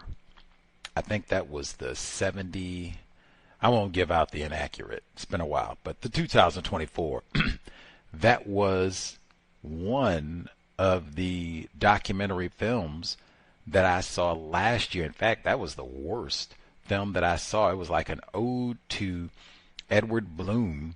The film was supposed to be about so-called affirmative action at Harvard. And it was done by a so-called Asian male, Asian female, non-white, non-black, both of them. And they were present in Seattle for the film festival and at the screening that I attended. And so the film is advertised. They're going to talk about this admissions policy and is it correct and does it help bring in black students? And oh my God, it was the worst film I saw at the film festival out of 20 films. Like the only time that they showed black people, for the most part, they were wailing and crying, dancing, or shouting. Not that there's anything incorrect about crying or any of that, really. Dancing, shouting, none of that. Nothing incorrect about doing those things. But when you already have centuries of racist tropes, ideas that black people are just emotional and childish, and we just throw little tantrums and yell and shout and boogaloo and dance and all that. That's about all they showed of black people in the film. They had one point where they spoke with a black female dean, and she was talking about the time period when she grew up, and one of these non-white, non-black filmmakers called her to her face an affirmative action baby. And I did a film review of this, and name calling and the affirmative action baby, so-called, is these white chicks. Hillary Clinton and such, that's who you're talking about. Like, man.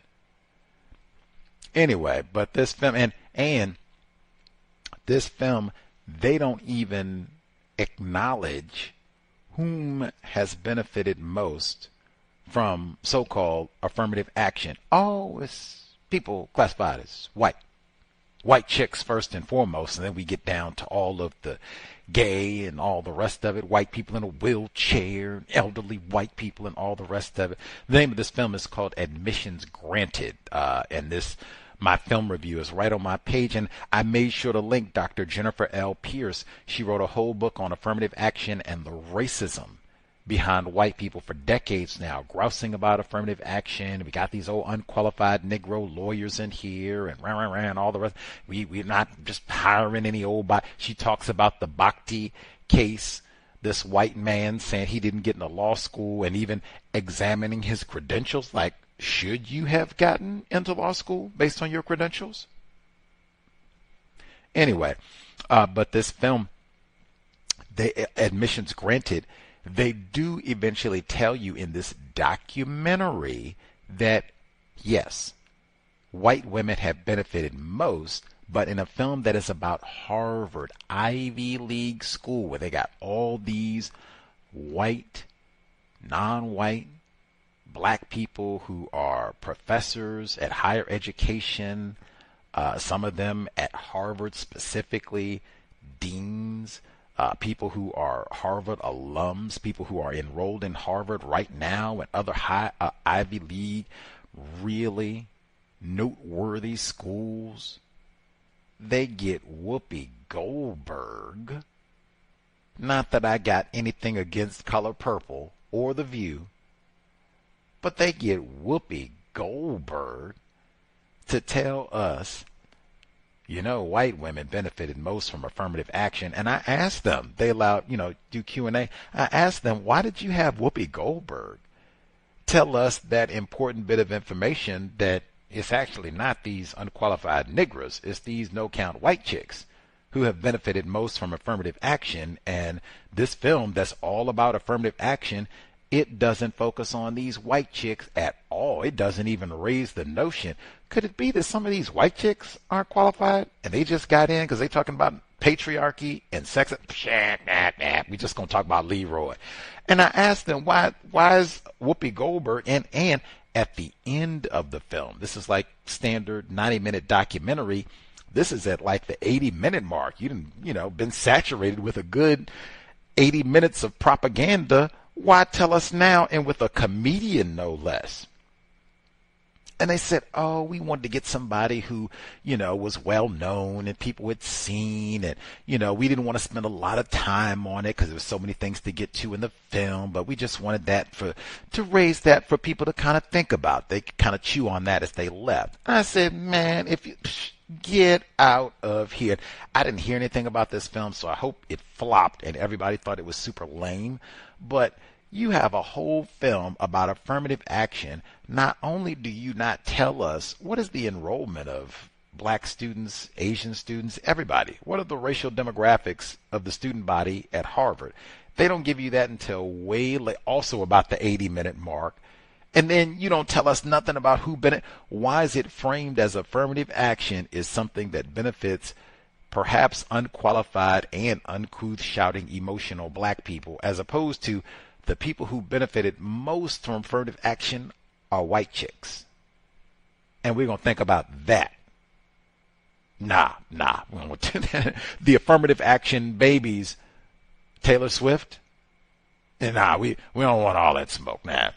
We just stick to getting on Leroy. And Edward Bloom, that's the other thing. Instead of having time to explore who has really benefited from an affirmative action and even getting some of the white scholars, Jennifer L. Pierce, come talk about your book on this subject. Nah.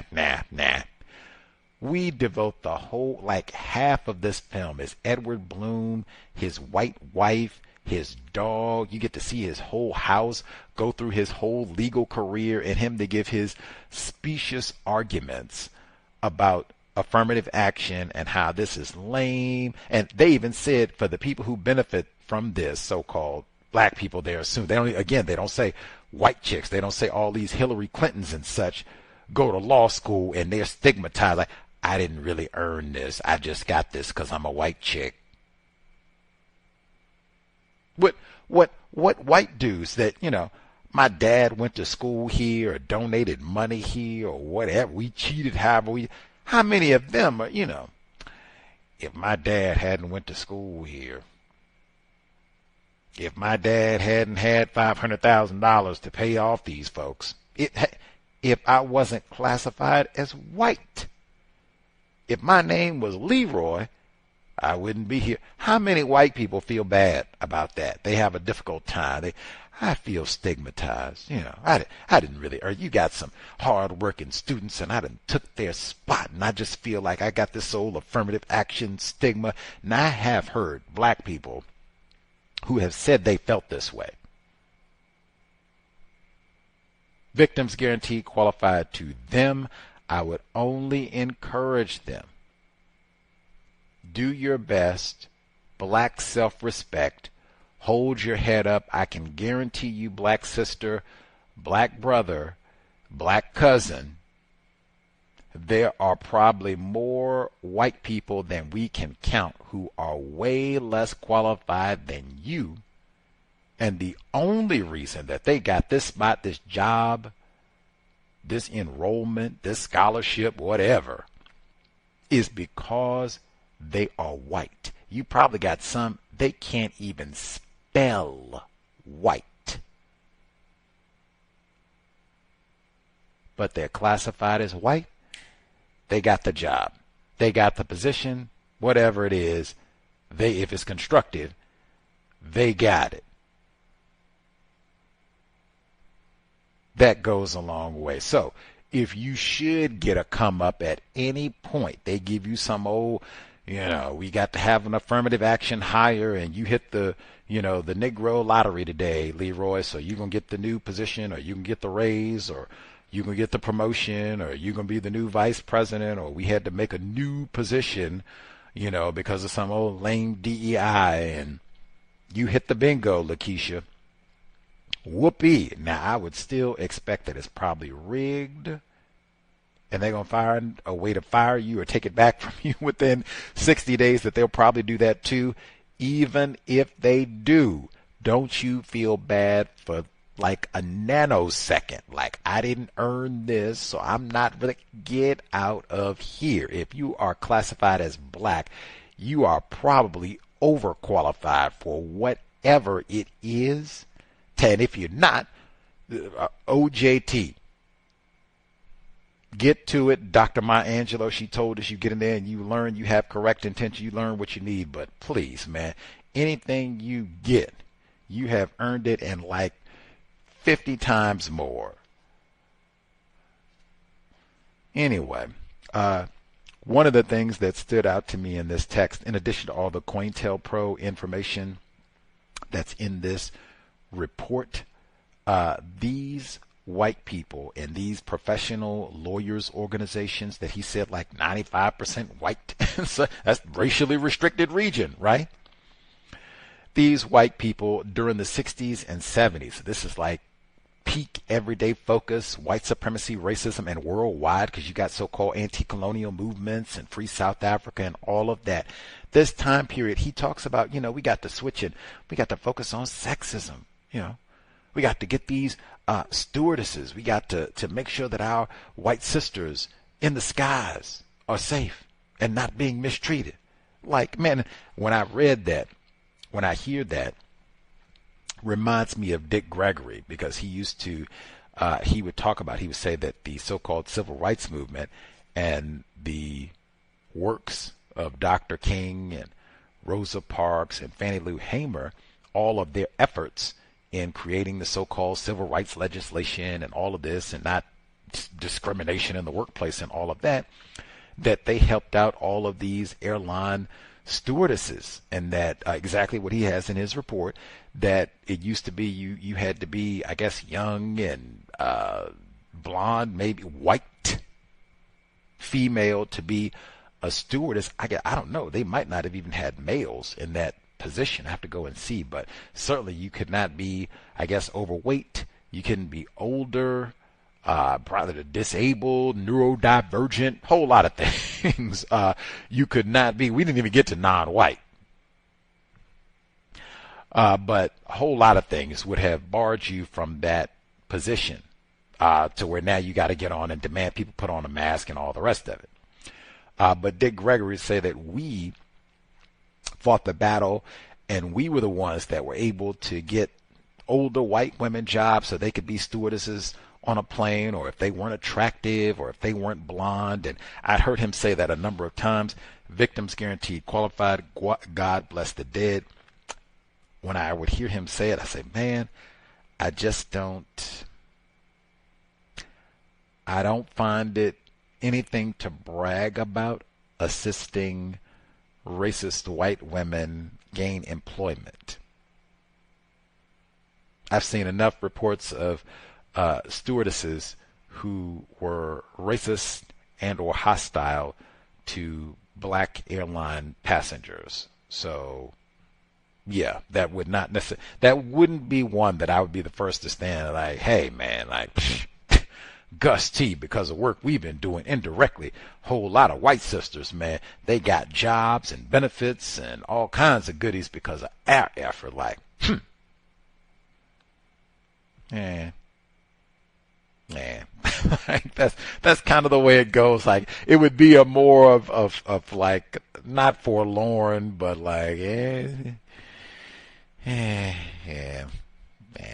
that's they find some way, man. Whatever we do, anyway. But I thought that was important, and I've heard that before, shifting the focus at this time period from replace white supremacy with justice. And he said it was so many things and systems, and to gay rights and Vietnam. And when I say Vietnam, it isn't even explicitly, hey, this is a war of white supremacy, racism, and you're Agent Oranging all these dark people, non-white people, and it needs to stop. You're not going to do it in my name. Like, no. This is just, oh no, I'm not going to get no rifle. I mean, they might be gooks and slant-eyeds. That might be true, but I'm not going to shoot no gooks and slant-eyeds. I'm going to Canada. Come on, Nate. And he said that in his report that became lucrative. Like, you could make a good bit of money and do that, and maybe you moonlight, you go and hang out with Huey P. Newton, see if you get him out of prison or what have you, Geronimo Pratt, get him a few pack of cigarettes or whatever it is. But like, come on, that's radical. I go make sure old draft dodging Donald Trump, make sure that he don't get hemmed up on all, they don't do him like Muhammad Ali. That's radical. I'm a radical. Like, man, come on. Or even the stewardesses. Like I said, it would be radical to me. Get some black lawyers, and a bunch of them too. Knock that out, man. Like, we just cranking out lawyers. Like, matter of fact, you really radical. Crank out some Johnny Cochrans. Janine Cochrans. That's what we need. Like, hey, go in there and boom, boom, put it, don't fit, must have quit, get on, boy, that's what we need. Deal with some traffic tickets and, the evictions, like I said, too. We need a deed, will, divorce pay. We need all that, too. But, yeah, that's radical. Then we don't have to deal with none of that. We don't have to go through no Alec Murdoch. We don't have to hope and pray we got money to afford F. Lee Bailey. He said O.J. Simpson couldn't even afford him, remember? Just get us some more lawyers so we can go to law school and we'll have to read these old lame New York Times reports, 2030, 2040, talking about we'll never have another Clarence Thomas to complain about. Like, hey, you thought Clarence Thomas was lame. Well, you ain't going to have to worry about that no more because there ain't going to be no more black judges. Like, man, that's not what we wanted, or is it?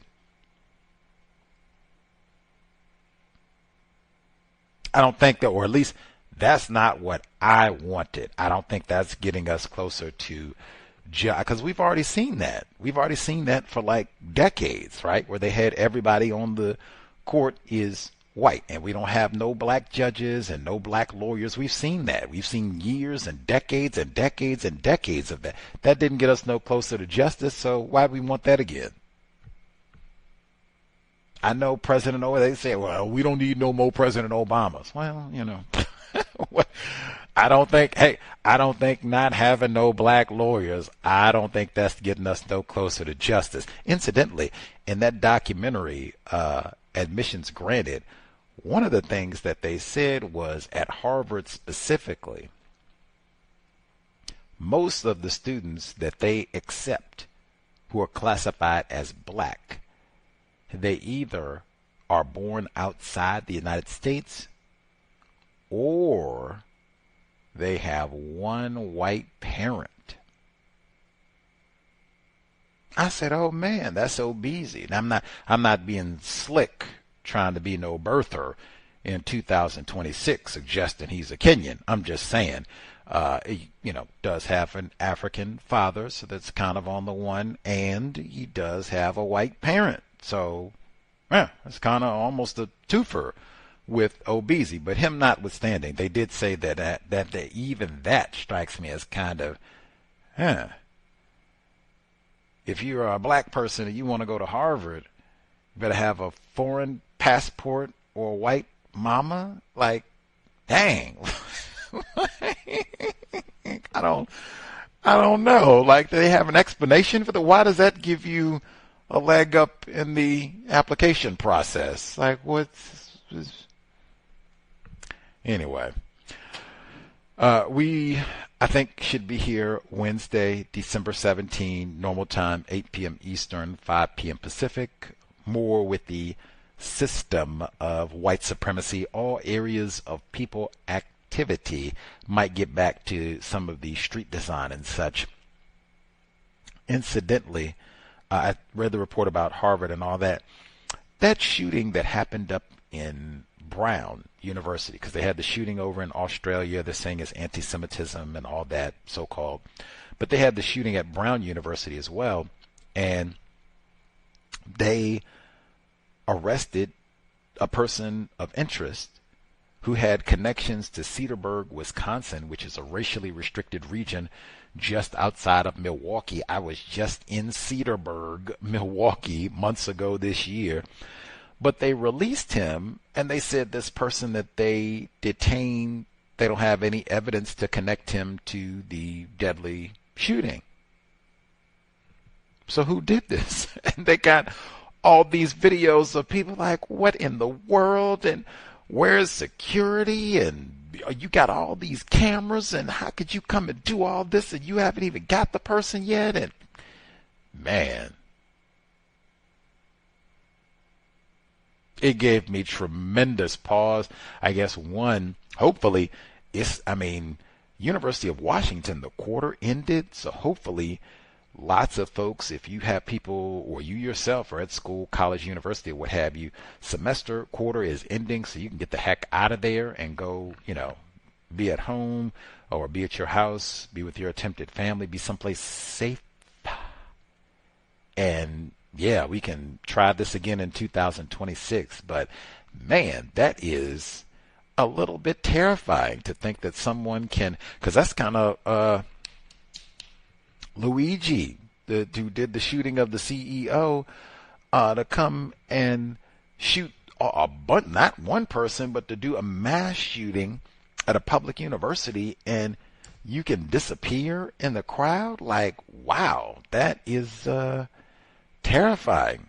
We have to pay attention to see what happens with all this. I saw they released additional video footage today, but I had been saying end stage white supremacy. I don't know who the suspect will be, if they eventually catch somebody or what have you, but I submit that all of this is exactly what Dr. Welsing theorized: white genetic annihilation, and specifically end stage white supremacy. White man, white woman with their guns, and then got to do some killing and even self-destructive killing. I'm upset, and, the feeling as though the system of white supremacy has been jeopardized somehow. We're not having enough white people, white fertility rates dropping or whatever, but I'm feeling some sort of anxiety that white genetic annihilation and or the system of white supremacy may be some way imperiled. And just engage in self-destructive behavior, violent self-destructive behavior, and these old mass killings and such. Probably going to see more of this. See what happens with the Brown situation. And then they said, I think that was a father-son situation in Australia. That's, man, and so-called anti-Semitic father-son situation in Australia. We'll chat, compensatory call-in. Anyway, our guest for today, hopefully constructive.